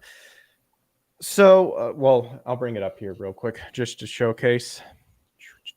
Let's see screen. Because I'm seeing it at a different point of view. So we've got Helena Taylor. For those that may not know, so Helena Taylor was the original voice actress for Bayonetta. And I have her videos pulled up too. They're kind of quiet, so I don't know how much I can crank up the volume. But let's see. I want to say this article from Niche Gamer constantly keeps it updated. Yeah, 1016. Okay, so Platinum Games actually. Platinum Games vice president, the guy like deactivated or deleted his Twitter account from the backlash, from the response. Okay. So according to this, when Bayonetta 3 first got a trailer, fans noticed the voice behind the titler, which sounded off. It turns out that was Jennifer Hale, and I have my own thoughts on Jennifer Hale, but then Helena Taylor, the original voice actress, came out and confirmed that she has not been recasted. Her pay offer was an insult, apparently, considering how popular the series become. So let's see. This is the quote. I wonder if this is a quote from her video. But we can pull up the video too. But essentially, she called for a boycott and got upset due to the fact that, according to her at the time, she was not paid her fair share, supposedly. And we've got the video right here. This was October 15th. I expect my ears to be blown out if they turn out to be loud. The flat rate was $4,000 US. Okay, so she's claiming. Hello, my name's Helena Taylor. How does that sound to you guys? I am the Very good, up a little bit. Bayonetta, and I would like to explain to you Is that good? why I didn't voice Bayonetta 3. Bayonetta franchise made an approximated $450 million. That's not including merchandise. As an actor, I trained for a total of 7.5 years. 3 years at the London Academy of Music and Dramatic Art, LAMDA, with voice coach Barbara Barkery, and 4.5 years with the legendary Larry Moss in Los Angeles. Okay. I've never heard of it. What did they think this was worth? What did they offer to pay me? Okay. What did they offer Final you? offer. Oops. I boomered. This is an insult for offer. There it To is. do the whole game as a buyout, a flat rate was $4,000 US. This is an insult to me. Okay. The amount of time that I took to work on my talent and everything that I have given to this game and to the fans. Okay. I am asking the fans to boycott this game and instead spend the money that you would have spent on this game donating it to charity. I didn't watch the video. This is actually my first time. That's weird. I didn't ask for too much. I mean, I had red I was flags just go up when I asking for a heard about decent, it. dignified, but it was immoral. Okay, whatever. I love that she says there at the end. It was undignified as it was immoral. Okay. So, and I think she kind of, yeah, she has like a part 2, a part 3. So obviously this brought up a lot of, let's see, where is that? There it is. I mean, I get it's not an insane amount of money, but like, how many studio hours are we talking on average here? Well, here's the thing. Here's the thing, Joe, is that what she just said there was actually not true. Oh, okay. They found out that, and I'm hoping that this, let me see. So what did they think? Okay, so this is just a transcript of the living wage. So I'm not afraid. Okay, and then it impacts me. It impacts mental health because of it. I suffered the depression and anxiety. I worried that I was going to be on the streets. That terrified me so much that once I was suicidal. Not afraid of a non-disclosure agreement. I can't even afford to run a car. What are they going to do? Take my clothes? Oh my gosh! I did not even know that. Oh my gosh! Wow. Okay. This sounds so silly now. It is silly. It's So like, guess please- what? You go pick up work somewhere else doing something else, even if it's Okay, not voice related. That's what you do. So, That's how everyone else pays their bills, lady. okay, niche gamer, unfortunately. Okay, here it is. We'll switch over to Abounding in comics. But it's been revealed that 4,000 buyout, I believe, was not what the original offer was, or the agreed upon, or what was presented. That 4,000 buyout, from what I've heard, let's see, was like for a promo, and a promo alone. And hopefully Bounding into Comics reveals it. So Helena Taylor has dismissed claims that she lied about her Bayonetta pay dispute. In doing so, the voice actor seemingly contradicted her own recollection of the event by revealing Platinum's Game's initial pay offer was different than the one she had claimed. So Platinum Games initially claimed the character of Bayonetta was now being voiced by Jennifer Hale, as various overlapping circumstances made it difficult for Helena Taylor to reprise her role. The former Bayonetta voice performer alleged this information was false, however. Okay, and then she said, I was offered 4,000 and all that stuff. So insider sources speaking to Bloomberg, and I guess this has been confirmed by her because she made a response to this, and others then claimed Taylor's initial offer was 3,000 to 4,000 across 5 sessions. So 4 hours per session, which would have totaled at least $15K. Dude, so hourly, she was making some serious dough. Like, come on. I mean, unless she's paying for, like, tons of travel expenses to an exotic place to do these recordings or something, which in this day and age, I don't even see why that'd be necessary unless it was just like a company hang up that's how they wanted things done. Mhm. I love the There's ads. plenty Well, of good Founding recording studios in the UK. You know what yeah, I mean? and the Mhm. well, the language here is a bit ambiguous too, because on the one hand, you can look at it and go, okay, the initial offer was 3,000 to 4,000 across 5 sessions, and assume that it means that it would have been 3,000 to 4,000 per each one of those sessions. Or it also seems like it could say this was going to be $3,000 to $4,000 conglomeratively over those entire 5 sessions, which then if you break down $4,000, you're looking at what say, or 5 sessions, you're looking at like About $1,000. $1,080, or not $80. Yeah, like roughly a little under $1,000 per session. So there's a little bit of ambiguity there. It seems though like they're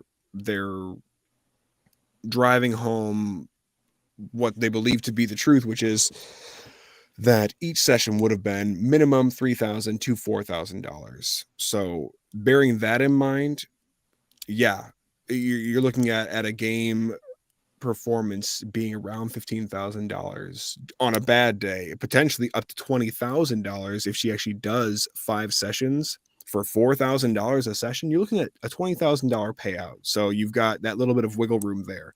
Again, the ambiguity inside the way that that's framed there could also mean that it was $4,000 across all those 5 sessions together. But even so, her initial video, which it pisses me off to see actors, and it pisses me off to see anybody do this. But her choice. Did you see that Kyle one? I sent you that video of that Kyle guy for Mob Psycho. I don't know if I saw that. That was the guy I was telling you about that was complaining that he was offered a non-union role to repress in Mob Psycho and called for and wanted to talk to Crunchyroll about union pay. Oh, maybe I sent it to you a while ago. Remember that? Okay. But like here's where she falls apart initially, and she chops her own legs off right out the gate by deciding to call into question the fact that Bayonetta as a series, potentially minus merchandising, has garnered over $450 million. She says, I was offered a essentially woefully low sum. However, this series has made $450 million. Now, the $450 million that the series has made is completely irrelevant when we face the fact that she, as a performer, is offered a contractual sum. Doesn't matter if that game went out and made $5 or $5 billion.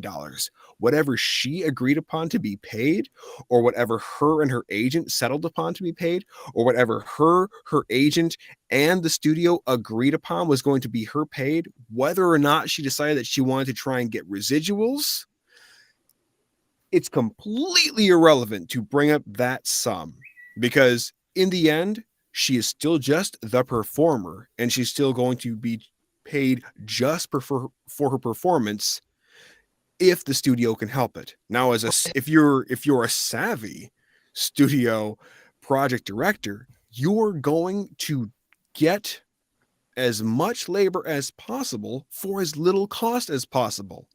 It's why they didn't have the same guy playing who would later become the role of War Machine inside the second Iron Man film, because he wanted too much money. And the studio was like, yeah, no, we're not going to pay that much money for that role. So subbed him out, and they got somebody else to play the role that became War Machine in that movie, and then all the subsequent movies where he shows up in.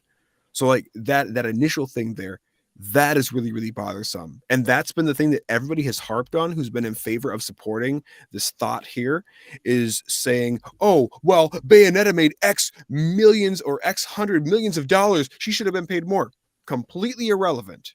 Completely irrelevant. Imagine a Walmart worker walks up to you and starts telling you how much the company makes and how they need a 7-figure pay as if they're responsible for why that company's making that much a year when they are just such a tiny cog in the overall machine. It's like, what's her status here? Like, what you guys tell me this because I don't know much about her. Like, in terms of voice acting, is she a name where you go, yeah, it's kind of low balling for her because like she's kind of a special gal. Like we all know in certain industries there are people where it's like, yeah, they're going to get more. They're really, really good at their job and they work at a high level, and that's why they get that kind of money.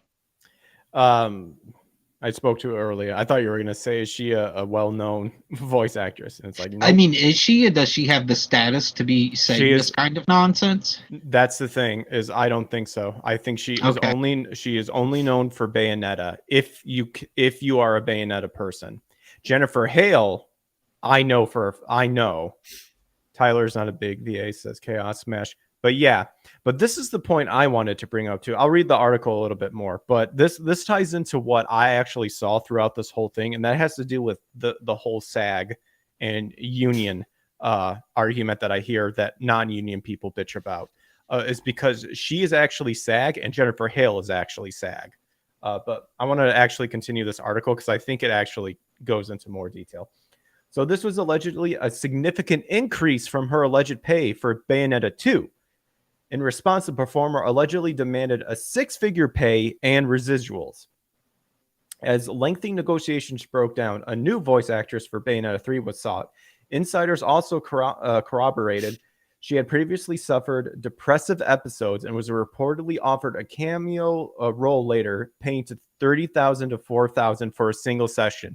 That is what I believe got confirmed that she was referring to in that original video. So she denies these claims, saying it's an absolute lie and a complete joke, and that she would like to put this whole bloody franchise behind me, quite frankly, get on with my life in the theater. Oh, yeah, she retired from voice acting, by the way, after this. While Taylor gave these responses to journalists, Taylor has now spoken out on Twitter once again. It has come to my attention that some people are calling me a liar and gold digger. I feel the need to defend myself and my reputation in the industry. Well, you kind of shot yourself in the foot there already. I don't know what you can do. Taylor began once again filling her tweets with hashtags related to Bayonetta Platinum against Nintendo and called for the boycott. As I posted on my part 3 of my video thread, I explained that their first offer was too low. That offer was $10,000. If it was $10 million, you're stupid for turning it down. But it was $10,000 total, she claims. Remember, this is a $450 million franchise. See, there she goes again with that bull crap. It's like, it doesn't matter what it made. What matters is what you agreed to be paid. And this is the thing, again, that I find hilarious. Is both of these, both Hale and her are SAG. And I guarantee you part of being part of SAG is you can you have more leeway in negotiating. Maybe not so much if you're not a well-known one. Like, I'll go with my thing when we go through the thing a little bit more. She won't find work in VA nor the theater. The local McDonald's is hiring, Miss Taylor. I thought that as a creative, he would understand. Okay. Oh, I'm sorry. I skipped something. But McDonald's makes $10 gazillion a year, Greg. True. I know, you right? You freaking jerk. Well, they owe me. Well, first of all, I like Burger King, even Wendy's more so than McDonald's. But well, you definitely fell out of the Lord's favor just then. Nice job, Greg. Did I? You know the Lord only eats McDonald's when it comes to fast food.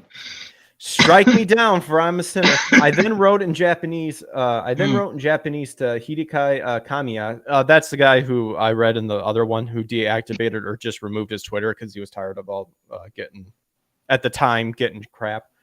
Asking for what I was worth. I thought this as a creative, he would understand. He replied saying how much he valued my contribution to the game and how much the fans wanted me to voice the game. This matches what Taylor had said prior, but with her adding the claim, I was then offer an extra $5,000. A little extra zero there, writer of this article. Fans have been debating that last figure, though it appears to be $5,000 with additional by mistake. Oh, good. I'm not the only one that thought it. Rather than $50,000. So I declined to voice the game. I then heard nothing from them for 11 months. Then they offered me a flat fee to voice some lines for $4,000. Any other lines, such as $4,000 for 5 sessions for 5 sessions are totally fabricated. If true, this could suggest the final offer to 4,000 developer made to her would have been for the cameo role rather than the multiple sessions to voice Bayonetta herself. Information Taylor may or may not have intentionally omitted in her original video. There were not extensive negotiations. I've always been informed of ridiculous fiction, such as I asked for $250,000. I'm a team player. I was just asked for a fair living wage in line with the value that I bring to this game. So that voice actress also said she wanted a dignified living wages. In her original video, the UK national living wages. Oh my gosh, they actually went into like the living wages and stuff. It's $9.50 an hour, which roughly amounts to 1081 USD. It should be noted that even the 4,000 figures, regardless if it was from 4 to 20 hours of work, vastly outclassed that figure above, let alone to 10,000 later, 15,000 offer. So Kotaku, who I don't really care about, calculated a unionized SAG-AFTRA member should expect $451 per hour for off-camera day performances. Insiders had even that's a highball figure right there too, because inside the video game industry, you should consider yourself absolutely freaking blessed if you even come close to touching $300 to $350 per hour of work, let alone per finished hour if you're doing voiceover for audiobooks. Like, because there's scale for union and there's also scale for non-union, because non-union, since you don't really have a dog in the fight for argument's sake to be able to pull for that higher amount, you have to just kind of take what you get. But even on the union side, and you can look at Hugh Edwards and Peter Dixon, who are prolific figures within the VO market over in Britain and here in the States. And even them on their website, Gravy for the Brain, where they get into the rates of video game and video game voiceovers, what you should be making. They pitch it between 150 per finished hour up to 350 per finished hour. So like, even if she was going to do this over 4 sessions for a video game, only because I've done a few of them now, video games, when you're recording, they go very, very, very quickly. Also, if you're not doing a character like my character who is super, super screamy and super, super rough on the voice, you can go for a good long time. So a game like Bayonetta, I would surmise could be done in as little as 3 sessions, probably somewhere in the vicinity of 4 hours a piece. So even if you take here, say it was that her woefully low sum of $4,000, and you divide that, we'll say 3 days at 4 sessions, so 12 hours total. Let's just divide it. Even dividing 4,000 at 12 hours total, you're still making $333 for your hourly rate. That's still one hell of a rate for a union person to be pulling. Yeah. So, is Jason Schreier a reliable source? So I was shown a video from someone saying this pretty much got confirmed. I want to say that it because of a lot of people are declaring that because of her response to that, it pretty much confirms that she did omit that information. It sounds like to me, I don't know if does it sound like that? It sounds to me like she omitted something. I mean, I had red flags right away. So I'm like, I'm not just gonna hop on and agree with you, because we're only hearing one side of the story. We need to hear. Here's the thing. It sounds like, to me, like she got bad advice from somebody because she was upset about this.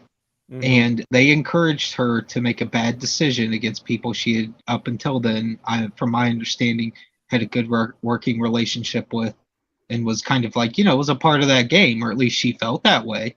Like her voice was an important piece of the overall artwork.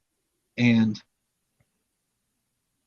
it just feels like she just made a bad decision based off of bad advice and is now just rolling with it. She doesn't know how to retreat. Yep.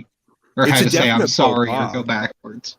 It's a total faux pas, because if you look up her most notable roles, Even in the areas of just animation specifically. Oh, there's the Bayonetta movie. And then she was the Gigantor vampire inside the Hellsing Ultimate series, and then she played Agent Paper inside the Read or Die series. But her only claim to fame is literally Bayonetta. Literally Bayonetta. She should have been. She was Yomiko Reedman in Read or Die. Yep, in the TV show. Oh, okay. So OVA is better.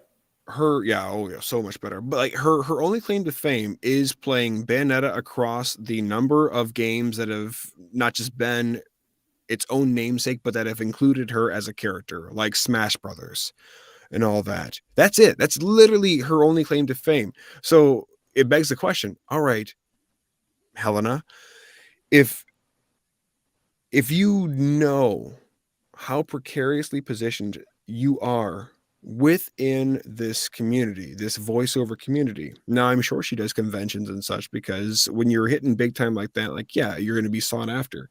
But when you realize how precariously placed you are and how little clout you actually have to your name work-wise that's on the books, it does not serve you in the least to try and throw shade at a conglomerate that is Nintendo, let alone try and even say that they were going to underpay you for your work, which definitely not. And it was definitely not immoral, their decision to offer you whatever they did, because if you lack negotiating power, that's on you, sweetheart. You better have a bulldog of an agent, because you could expect to be paid far less than you feel you're worth on every job, unless you can tell them and show them why you are worth what you should get paid.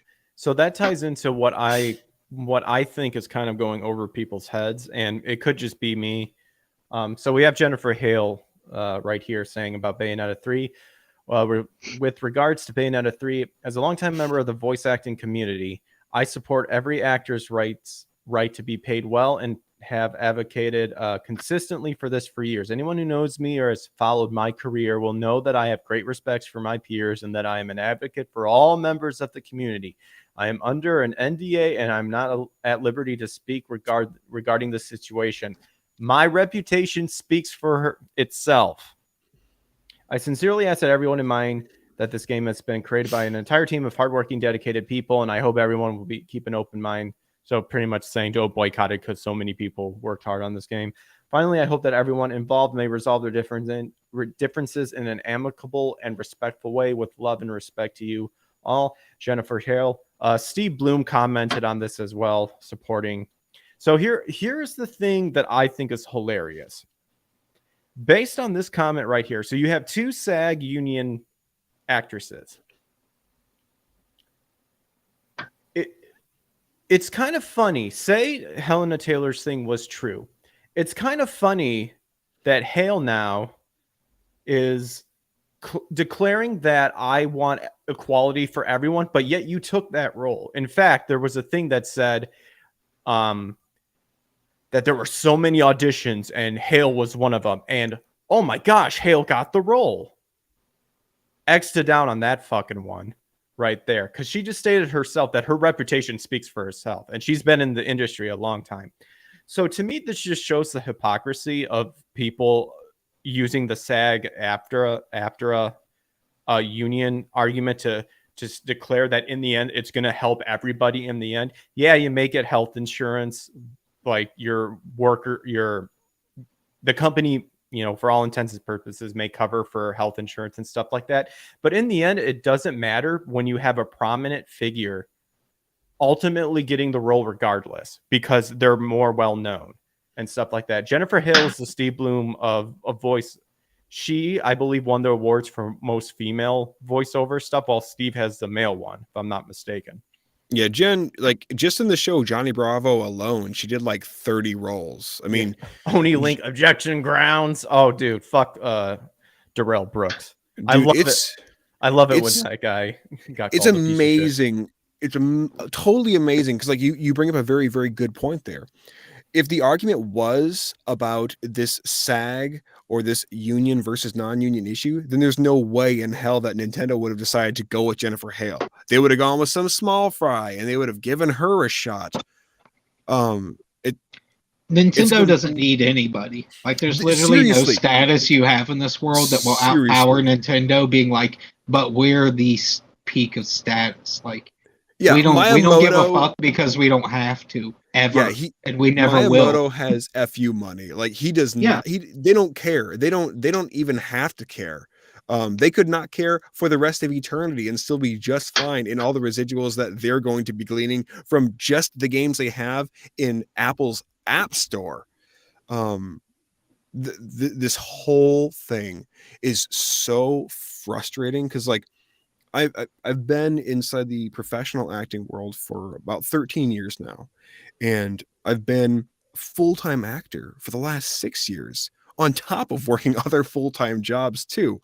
And the premiums that I get paid are because I fight for those premiums and I let my body of work be that impetus that gives me the strength to say, yeah, I am worth what I am asking you to pay me here, because my body of work speaks to that. Now, regardless of Helena's small resume in comparison to Jennifer Hale's, or even just regular your dime a dozen female voice actresses, regardless of her very small resume, I have to hit again. If you lack the cojones and the understanding to be able to negotiate for yourself, especially if you are a talent, because let's face it, the role of Bayonetta, like, it's a very sexy role. The voice is very sexy. The performance is awesome. The performances that she's given, they've been great. You brought, oh dude, you want to know what's funny is a lot of people are pissed off for Bayonetta 3 because she, like, is attracted to a guy. And everybody wanted her to be gay. Right. That's just like the final nail in the coffin. But, like, with all of that,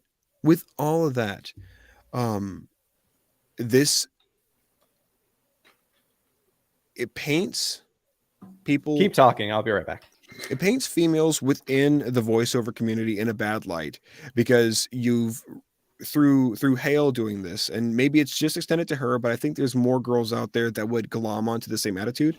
But she's reduced herself inside the eyes of every mentally sound individual out there who is a consumer of this type of media, because she's made the decision to be in a game less about the art and less about the spirit of bringing that art to life, and more about simply making money.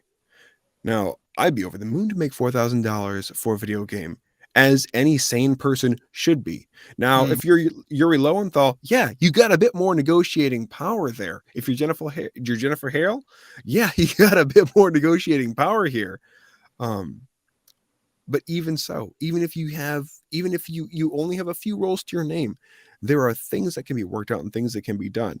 It's not in anybody's interest to try and lay this at the feet of the studio themselves and try and paint them as to be these crass douchebags, when in reality, if they didn't try and get the job done for as little as possible, they're business idiots, which I don't think Nintendo is.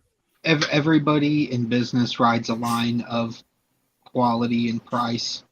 You know, what can I realistically afford compared to what I want? And sometimes you can afford the want, the prestige. Sometimes you can't. And every job has its value scale in the first place. Does the guy that cleans the garbage cans in Nintendo say, oh, Nintendo makes 10 quadzillion a year, I should get the same amount for the 8 hours I put in, and then I clock out and go home with zero responsibility outside of wiping and dusting? Like, what he does is not detrimental to the game failing. Like the guys like, sometimes I think people forget guys at the top get paid a lot because when they fail bad. They fail by the millions. The guy that wasted some toilet paper and took a roll home that cleans the offices because he just didn't want to buy toilet paper that night. His hurt to the business is all of like 12 cents. Right. If the big dogs screw up, their losses are millions and billions, and their jobs could be lost. And I mean, especially in Japan, it doesn't take nearly the same level of failure. Just like here, you can fail upwards for years on end as long as you're a liberal. Yeah. Over there, you cannot do that. That's such a great point there, because like, and this is the tragedy of letting emotion rule your life, because you've seen this community of people who have no idea what the bloody hell they're even talking about, taking Helena's side. This is the absolute pitfall of allowing yourself to be so emotionally driven that you're not even inside your little argument you're making, taking into account, like you just said, all the other people that work at Nintendo proper, who, if we want to take not just Bayonetta, whatever that franchise made, the $450 million, if we want to go even larger to the umbrella corporation, which is Nintendo, above them, making billions upon billions, probably closing in on $1 trillion, if not more, then where's Helena's argument for that janitor? Where's Helena's argument for the game testers? Where's Helena's argument for the writers of her damn character? She doesn't really care what this comes down. And that's the problem with letting your emotions rule you to such a degree that you would go out and make a stupid tweet and then subsequent tweets with videos attached to them. That is the problem with letting yourself be so emotionally driven, because you don't have the presence of mind to think through the logical outworkings and push this thought experiment to its absolute limit, where if you had, you'd have stepped back and you would have said, yeah, and while I'm telling you to go ahead and boycott this game, I also want you just to go ahead and boycott Nintendo as a whole, because their janitors should be making a goddamn lot of money. And so should the guy who's slinging the food in their food court. He should be making a whole ass load of money too. But she didn't do that. She just pissed and moaned and complained about her, and this is, by reading through the text here, her lack of intellectual savvy, business know-how, and just politeness. Well, that's what I got at. It's something you see commonly in people that have no experience in owning an actual business of any scale, even if it's smaller. Like, they don't take into, like, it's kind of like when you hear people grump that a guy bought a bunch of used toys and then sold them and made, a decent little turnover on it, and they have a shit fit over it. It's like, he has to pay taxes. He owns a business. He has to clean and spend a lot of time on all these toys he bought out of your heap in order to sell them.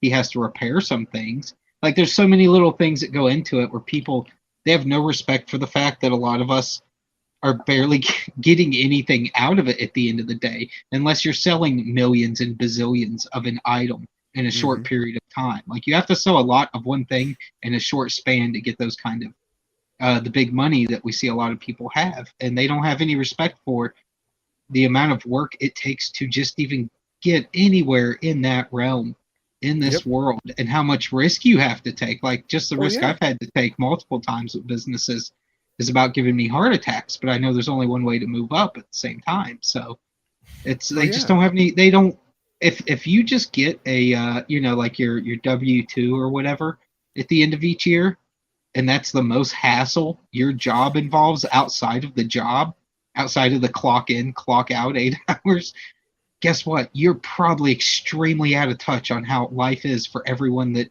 that's either running a business, is a high level of management, responsibility, and or they just have some knowledge of all the other workings and why their decisions affect all these other people's jobs in the company. So it's, in Hollywood and entertainment, people get that the least of anyone. And that's nothing against you. Obviously, Eric, you're obviously in the minority and not part of that pattern. Yeah. But I see it in comic books all the time too, man. People have no clue. Like I've had people asking me even like, is there any way to get prices down on certain things with your comic book? I'm like, dude, it's literally as humanly cheap as I can make it. Like, it's a 300-page hardback book.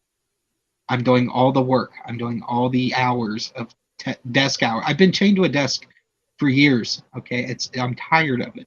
So like, at least let me make like, you know, a couple $1,000 at the end of you know, 2.5 years of labor. Like that would be nice, instead of complaining and asking for me to do something that literally doesn't serve me in any shape or form to do. In fact, it hurts me. Now I got to find other ways to make money to pay for the rest of this process. So it's just how out of touch people can be on those things. Is mind-blowing at times. Only Link says 450 million. Helena got that number from Metal Gear Senator Armstrong. Nano Machine, son. How many millions did Eric get for his work in Dragon Ball Breakers? I know, got right? exactly 0 millions. 0 millions. But when I had to step away, I don't know if you covered it, Eric, but I think this whole situation kind of shows the hypocrisy of the lie that is how awesome SAG and AFTRA is. Because, I mean, in all honesty, if someone just came up to you and said, you want to be in this union? Of course, people are going to be like, fuck yeah, because I'll get more money and stuff like that. Like that, obviously, that's the truth, because, you know, we as humans want more money. Obviously, us as followers, we would want to be content with, is it enough and won't put me over that stuff. But this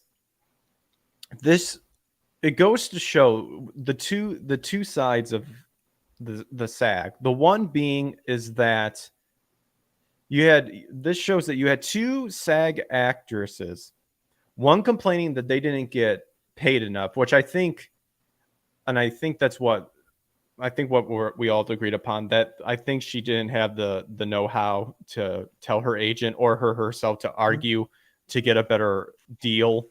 And then they gave her the best deal. She didn't like it. She said no, or try to, you know, strong arm by saying no and maybe waiting it out, seeing if they said, and they just said, okay, we're going to get someone else. And then she got super salty and did this whole thing.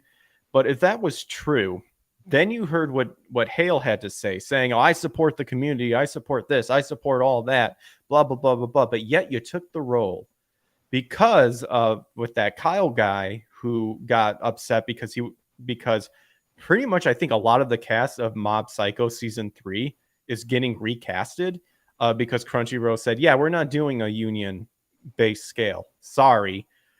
And all the lefties can't wait to turn the unions down when it's actually their fucking money on the line. I absolutely it's so love hilarious it. It because amazing. Because that's the price of emotional living. Because they're like, we can't afford to do this long term. Like, we have to bring money in order to spend this level of money consistently. And if we can't keep bringing that much in, we're not going to be millionaires and billionaires after 2 months. We're going to be broke. And he made a video pretty much saying, like, I've always been behind this, and these are the benefits of SAG and this sort of stuff. And all I ask for is that the head honchos just sit down with us and we talk about why it's so good. They're pretty much trying to convert a right to work state into just giving them union pay and whatnot. And that also goes to show, because one, now you'll have the power hungry a-holes. Imagine they said, fine, you know what? We'll go ahead and turn Crunchyroll into a union paid thing. Now you got the power hungry people who were non-union clashing with LA union people. You think they're going to give up their power and their position for that? Absolutely not. And to me, this goes to show that even with that union, you're still going to have the higher ups who, based on what, and she even said it herself, my reputation alone speaks for itself, will, if not guarantee you, get first dibs on all that stuff too. Because why would they? Because claiming that all these people audition, why would they go down with someone that we haven't even heard you before? Do they have what it takes to do it? Why would they even give them the time? Why give them the rocky underdog shot when we just know this person over here has been established enough? So let's just go ahead and do it. That's the thing I think people don't really. At least that's what I saw through this whole thing. I'm just she comes across difficult to deal with, and I think that's going to turn into a red flag for these people. Where anytime a person demonstrates a normal need to negotiate, they're going to have flashbacks in this bitch and be like, Agreed. "Oh no!" Agreed. And I also think, even though it's not her. And I think it goes to show just like how like kind of like the curtains of what happens behind with whole SAG union sort of stuff too. I think that showed exactly what it is, because here we are with someone preaching about how they want fairness for everyone and they want this and they want that. Really? And then and like I said, with the one Kyle guy, the other people who are in the cast, I forget who the guy's name was. He straight up threatened that people should not audition for those roles. So you're telling me that to make a point, no other actor or actresses should audition for this role for the principle of the matter. And yet now you have this prime example of something that maybe that's what Hale should have done. I shouldn't accept this role because this person should get the decent ways. What happened? Oh no, I took it. They're quickly brought back to Earth when they realize, like, it's kind of like Eric's story. Like, only one person clicked like. It's like, guess what? Only one person clicked like on your post about don't show up for the audition because the rest were all busy. It's a fucking audition. Going, oh yeah, no, for sure, yeah. Let's all boycott this. What's that line? I'm not in Tokyo at all, and you keep hearing little, little weird names in the background that don't make sense. What up, buddy? Ryan the editor says, I'm blessed that I got to find my dream job relatively fast, but I still had to hike furniture for a year though. Yep, everyone's got to put it in. It's amazing to see them preach about workers' rights just to ignore the workers. That was my whole point, is that it's just they care about workers' rights. You want this role? Oh yeah, absolutely. It's like, oh, okay. Wow, good job, SAG. And then Super Mario Brothers, then have Super Mario Brothers go on a 35-year legacy run that has no end in sight, and people will give you over $4,000 for a few hours of work, lady. Right? Yeah. Those guys could literally pack both, like the voice of Mario and the voice of Luigi, who only are really known for going, oh, Mario. Those guys can pack both nostrils full of marinara and sneeze onto a piece of paper and sell that. I'm pretty sure it's the same guy. I'm pretty sure it's the same guy for Mario, Luigi, Waluigi. Probably. I'm more than OnlyLink says, offering me a fellow SAG members role. Hell yeah, money for me. That's the that's the thing. Yeah, is that, you know, we as humans obviously would probably, if it was just given to us, then it's like, heck yeah, I'm gonna take that sort of thing, because it's just given to us. But these people, dude, it's half of my comic book gigs. Like the last 5 years, 6 years, almost every comic book I've done, a creator, like the core guy that owned it or the creator of it, almost always had an issue with somebody else I was working with on another comic book, like every time.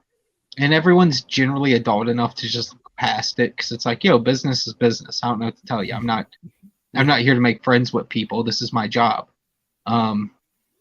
But yeah, that's a thing where it's like, hey, get used to it. People that you like may work with other people you don't like. And it's not indicative of them being good or bad. It's just, it's their job. What do you want from them? Nobody's going to on an ideological platform turn down money that they could otherwise easily get. Hale, she'd been retarded to turn that role down, because it's like, I'm gonna friggin' kick ass at this role, and there's more bankroll for me. Plus, she probably did argue for residuals. She probably had her agent say, I want an action figure deal, and I want posters made that I can take with me to conventions. She probably did the whole nine, because she'd be stupid not to. That's the thing that ultimately just gets me, is that, and again, I think that's kind of where the downside of Twitter and all that stuff, pretty much social media, comes into play, is on the one hand, you can actually connect with these people and kind of learn about them and whatnot, but then it also gives them to like showcase this facade of, I care about everyone, I care about this, I care about that, and then behind the scenes going you want this road, fuck yeah, all Jennifer had to do in posting, because like it comes off very disingenuous when you're like, oh yeah, I stand with and I support this and I support them and I stand with them and I'm here for them, but I'm still doing the role. It's very disingenuous to say something like that. She should have just said, well, it's too bad that Helena is no longer on this game series anymore. However, I am excited to be playing Bayonetta. She could have just said that and been Totally fine. That's the thing, is they have to make this a platform. The concession. Yeah. They have to project. It's so. But anybody who's got a brain who's reading that is going, you gave with one hand at the top of this paragraph and you took away with the other. That's by what the time I said. You got to the That's meta. immediately what I saw when I saw her respond. And same with, as much as I do like Steve Bloom and a lot of stuff, that's what I saw him back up to. And I'm just like, oh my gosh. You guys We're in a weird age where PR people are really out of touch. Dude, think this stuff works, and you can tell when these people are given these sheets to read off, and you're like, that's not going to help things. I have very your very PR little. Dude is literally retarded. This is to soothe your buddies, not the masses that are about to turn on you.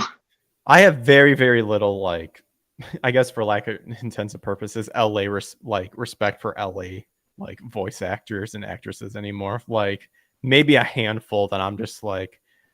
Mostly because they don't talk about this stupid stuff, or they don't make comments about it, like Bale or Bailey and Travis.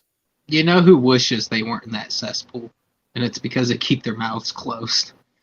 Who? Like voice actors in LA. Oh, you know, it's like that guy probably don't want to be a part of the cesspool because he don't say nothing about nothing, does his job, smiles, moves on with life. You know, the ones that we most people don't take issue with. It's the ones that are overly politically preachy. I guarantee everyone's just run out of patience with. I guarantee you that the ones you in Hollywood that you don't see jumping on these spiteful bandwagons and these little hate-fueled trains, I guarantee you those are the ones that are tortured the most by their subconscious when they're lying there in bed at night for all the things that, while they wish they could say, they will refuse to say because they're worried about their bottom line being affected. Even if they already have this bevy of work and millions to their name and all these accolades and awards and notoriety, that's right. I only linked that dragon's name. They still will be tortured because they can't bring themselves to live and speak authentically. And you look over at Funimation, why do you think that every prominent female there that works at Funimation is a fatso? Why do you think that is? Why do you think it is that every single prominent dude who works at Funimation is a fat guy? Because it is soul crushing and depressive to have to walk into a lion's den day after day after day where you can't even have a real conversation with people without fear of reprisal. You can't just walk inside there and be like, I'm having a shitty day. This queer cut me off in traffic without having to go, oh, fudge, is somebody in this room gay? Because I just said queer cut me off in traffic. Oh no, that's it. I'm never gonna play so-and-so. I'm never gonna play Soldier 4D in episode whatever of the next bullcrap isekai coming out. That's literally their modus operandi. That's literally the way they have to live their lives. It's a wonder they eat themselves into these blubberous states because they're depressed as hell if they can't just be real freaking people. LA living off of Cheetos and my God, Pixie Sticks, Star Wars girl style. It just never. It's like you need some quinoa and some exercise and to be around some normal people because you are being ruined. Oh my gosh! And to send some dudes to tell them what they want because they don't know. They're a bunch of fat faggots. Anyway, I think we will go ahead and we'll end the show here. There's one last thing. I won't end it on that. But we will. You canceled forever. Ryan, the editor says I need to lose weight. But we love you, Ryan. We understand. You're actively trying to better yourself. These people are actively trying to I guess plant themselves in the ground because they're so fucking fat. Ryan's like a big sweetheart. Like you can't hold it against him because he's so nice and we love Ryan. That, Ryan's teddy bear status. Yeah, I don't want him to get too small. That would just be weird. So don't get carried away with it, Ryan. just get built. Just get jacked. Like get that construction worker build. Yeah, where you're just one big giant chunk of muscle with no definition, just a solid chunk. At least Anna is insane. or is saying somewhat that Star Wars go, oh, Ryan, oh no. But we'll go ahead and we'll end it off just because Chaos Smash did mention this. I do want to see what the so-called letter or from the many twinks over at Twitter wrote a letter to Elon Musk. Oh, the demands, dude! Yeah. I skimmed it. It's hilarious. You skimmed through it? Yeah, I didn't read the whole thing, but I kind of went fine. through. No, I thought you said you skipped through it or like Skimmed. Yeah, I just kind of glazed it over. I'll be right back. I'm going to take a whiz real quick. That's okay. All right. So here we go. Twitter staff writes, I think that's Twitter staff write open letter. Twitter staff writes open letter to Elon Musk with warning and demands. Gonna go find a giant tire and beat it with a sledgehammer. There you go. I mean, it's like what you say, Eric, like how back in the day, like graveyard diggers are just fucking just fucking jacked, and now they use machinery. Yep, ditch diggers too, man. Those guys were just get fit enough so you can actually run from point A to point B. And then LOL the demand letter. Yeah, I haven't seen this, so this is gonna be my first impressions, and I am so excited to see what gay shit this is. Elon Musk's acquisition of Twitter should be closing in merely days on October 28th. There was a video of him bringing a sink in, letting that sink in is the play on of that video. In light of this, an unknown number of their staff have penned an open letter to the billionaire with demands. Oof. Something about to the billionaire with demands makes me giggle. The open letter via Time addresses matters about the upcoming acquisition, like the report that Elon will cut 75%, about 7,500 of staff if the buyout is successful. Elon is the best Theoden impression. You have no power here. Very true. Very true. At the time of publication, it is unknown how many have signed this letter. I guarantee you, every blued hair person, I guarantee you, signed that letter. As according to the note set around the staff, signatures will not be made public unless we have critical mass. Oh, you definitely have critical mass. I don't think it's the mass you think it is, though. Here's the full text of the letter here.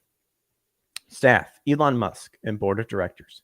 We, the undersigned Twitter workers, believe the public conversation is in jeopardy. Elon Musk's plan to lay off 75% of Twitter workers will hurt Twitter's ability to serve the public conversation. A threat of this magnitude is reckless, undermines our users' and customers' trust in our platform. Oh my gosh! If you think people actually trust the platform, you're sadly mistaken. And it's transparent, active worker intimidation. Twitter has significant effects on societies and communities across the globe. No shit. As we speak, Twitter is helping to uplift independent journalism in Ukraine and Iran, as well as powering social movements around the world.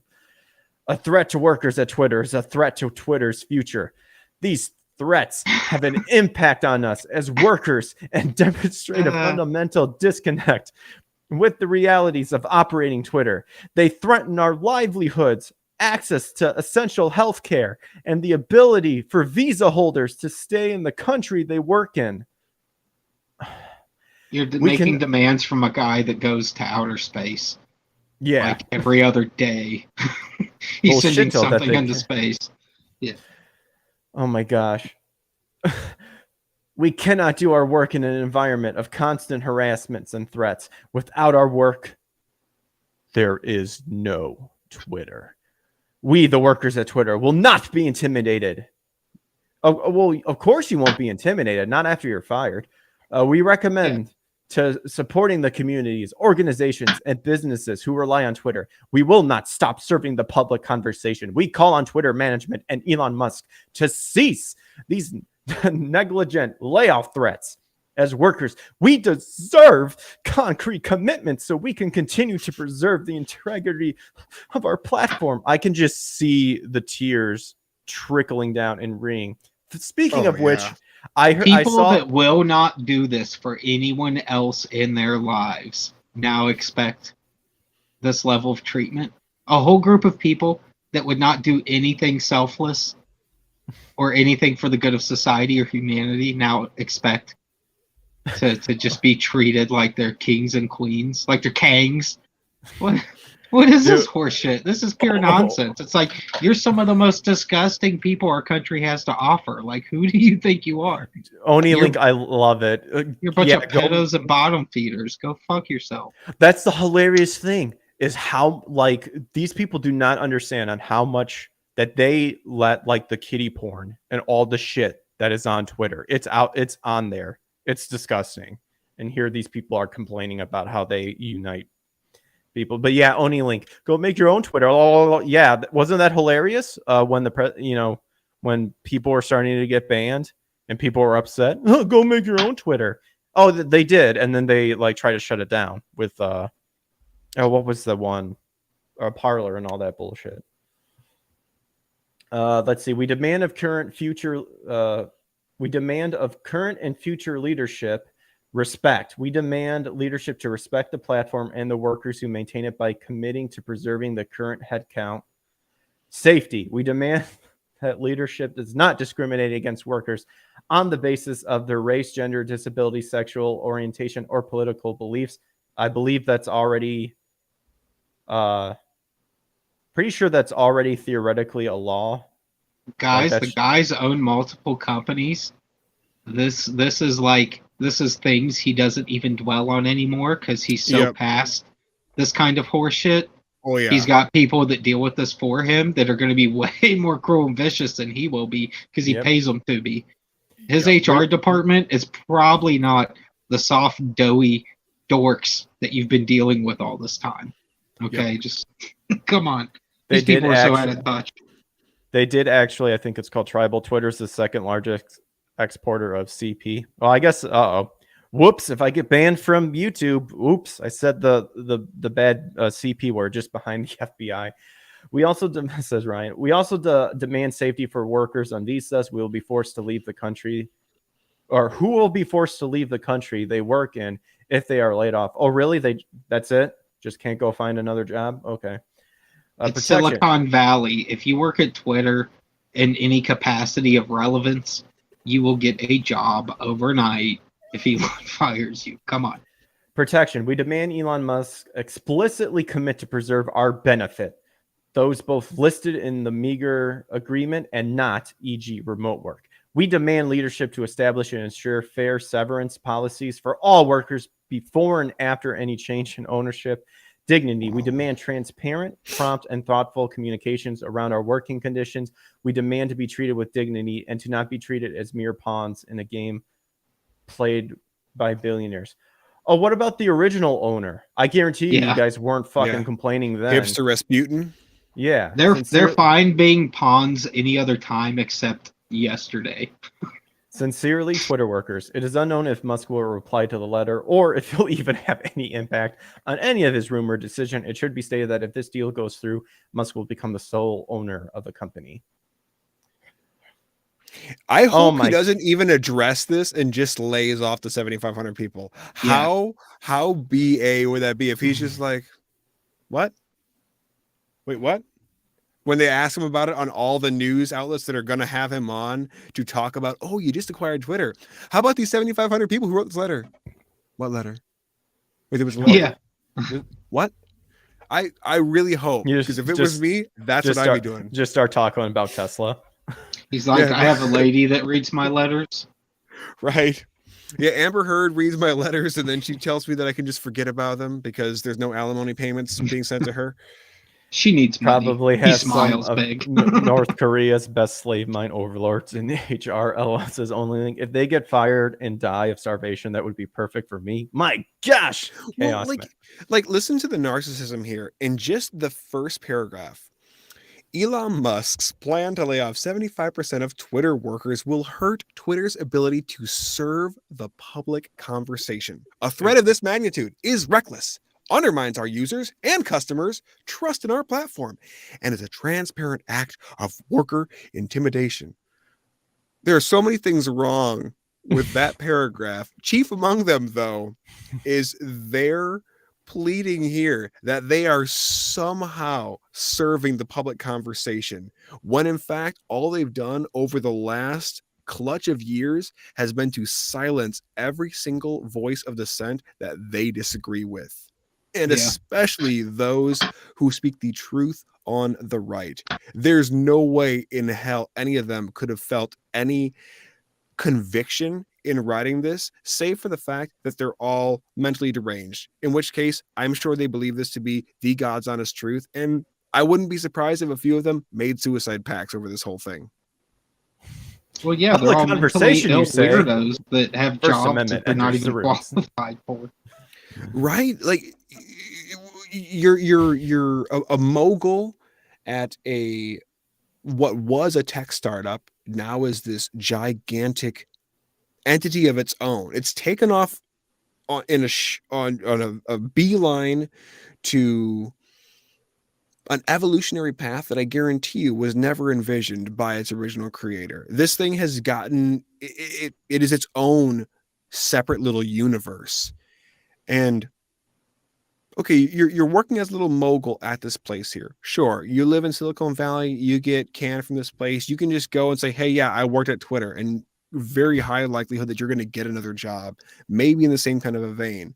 But you're effectively just there to sell ad space to people who want to advertise on your platform. Try and be the little butt powderers for those people you're selling ad space to, who maybe have a hang up with somebody showing a picture of their gigantic double D's inside an American flag sports bra, because that somehow offends the overdelicate sensibilities of all those who just had to freak out and take a day off work when Trump got elected. And good. Then to try and keep those same people happy while they're watching literal anarchy take place on their platform. Like, okay, cool. So you're all glorified babysitters? Is that what this is? Are you glorified digital babysitters at this point? They're just a bunch of little moguls who are selling ad space like you would normally do at a radio station. Only in this case, the people that are advertising are actually coming to them versus them having to call up all the churches around and the pizza place that still serves individual slices around lunchtime because it's right across the street from the high school. Thank you for coming to my TED Talk. There's Elon Musk entering Twitter HQ. Let that sink in. What a baller. What a baller. Well, we are 2.5 hours in. I think we'll go ahead and cut it for tonight. So we got a lot of conversation in. Loved it. Missed it. Thank you again, Joe, for coming on. And of course, it was great to see you again, Eric. Absolutely. Thank you for having us. Chaos Meshes, you and Eric should go to the next Anime Matsuri. Oh, I definitely would love to go for sure. So, dude, if they'll have me, I will absolutely go. And if they'll have me, I will definitely do some dub work for them if they'll have me. Dorse has no one to blame but himself for how Twitter has turned out. He didn't try to stop them. He gave them the liquor bottles and rags. Or Dorsey. Okay, yeah. Yep. So obviously, check out Joe Ball's comic Death. Both Eric and Joe's social media is in the description below. Eric, is there anything you wanted to plug in before we sign off? Yeah, actually, I'm finally back in the fight, and I'm going to be in a more regular capacity. I have a few new things that are going to be coming up on the channel. First and foremost, I guess chief among them is going to be, I've got a little offshoot from my typical lecture style videos that I do, which also will be coming. I've got several fingers and several pies, but the offshoot that I'm doing is called Power Encounters. And it is all about getting people's voices heard who have had these spiritual experiences, whether it be old hag syndrome that developed into a demonic oppression or an attack in their sleep, or something that they could not put a face and name to. Because I've had my own encounters with the spiritual world, and I know that more people out there have as well than are readily willing to admit.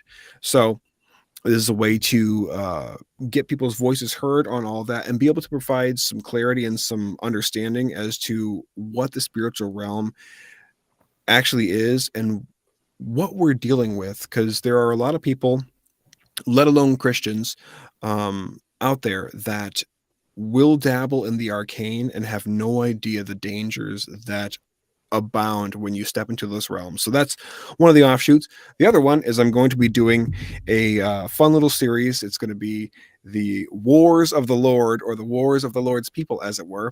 It's going to be detailing and documenting out all the acts of wartime violence inside the Old Testament up into the New Testament. I'll be taking probably 2 or 3 at a time, but I'm also going to be inserting inside there some topics from the current news cycle, in so much as they affect the Christian world and America as a whole. And we might have some little surprise visits from Jordan Peterson and Christopher Walken. So keep an eye out for those. Very nice. Very cool. Do you currently have a Rumble account?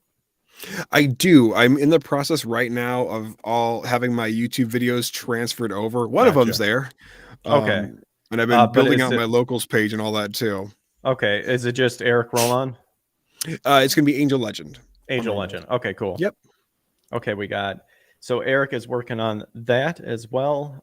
Joe, obviously you have Death, and I think I saw Shane do some stuff with Swarm as well. Is Swarm starting to? Yeah, we were going to try to launch that this month, but we decided to push it back a little bit to give our colorists some more time to get some more work bashed out. But yeah, the sign-up list is up for it. Just search Swarm on Indiegogo and you'll come. It's like one of the first things that pops up. Okay, cool. Yeah, so we got the sign-up list up for that, and it's in production, and we're trying to have that one done, like nearly done before we launch. So awesome. It's exciting. It's going to be a fun book, and I think people that are more into like Western comics, like typical happy-go-lucky adventures of a superhero, will enjoy something like this, because it's definitely more in that vein of being like a classic superhero book, whereas like Death is, it's not for everybody. Like it is, but it's not. You know what I mean? Like some of it's going to be a bit much. Like, you know, there's books we do that are a little more kid friendly, and then there's stuff like Death where you need to be an adult to know what you're looking at. So nice. Chaos says more hot button co-op streams, please. If we can figure out a way. Speaking of which, that actually kind of reminds me too. I'll definitely with both, well, for anyone really. I know Streamlabs OBS just implemented a collab feature now to kind of like be like StreamYards a little bit. Oh, cool. So I'll definitely be wanting to contact you guys if you ever just want to drop in while I'm actually gaming, because I think that'll be like a new aspect to having guests hang out while, I mean, you could be doing whatever you want. I could be gaming, stuff like that. And I think that's something to that could be actually beneficial, because I know everyone's been wanting to like consolidate everything. I know Nick's complained about StreamYards, having better stuff, like audio control and stuff like that, and actually having Streamlabs OBS to where you can actually control each individual person. I think that's something. So I'd definitely, obviously, I would want you guys to come on and we'll experiment and see how that works. I did test a little bit, and I think if you're on a phone, it does reflect on which way your phone is. So obviously, based on your layout, you would probably want them to have it horizontal than vertical, sort of thing. Ryan says, "Good to see you again, Eric. Same to you, Greg and Joe." You too, of course. And then Chaos Mesh says, "See ya," and Greg is bald. Very rude. Very rude. I'm not bald. I am balding. Please get it right, sort of thing. But with that, thanks again, you guys, for joining me. I am also on Rumble as well, and I'm kind of getting to the point where I think I'm going to try to focus on that. All my social media is listed below, and I'm also on Locals. I got a Locals page, powerkeggreg.locals.com. I actually just uploaded my physical copy of my video game backlog, and dear Lord, do I have not a whole lot, but all of them are like almost RPG, which just means it's going to take forever. So rip me. Chaos says I always get the last laugh.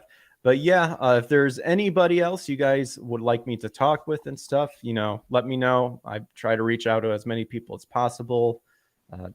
Just got to hear back from them. Hopefully, things will come in too. But of course, go support Eric and Joe on their projects and stuff. Two awesome people that I love hanging out with and just shooting away the breeze and whatnot. So thanks again, you guys, for stopping by. Again, everybody's social media is in the description. Until then, love you guys. Catch you on the flip side, and I'll see you guys later.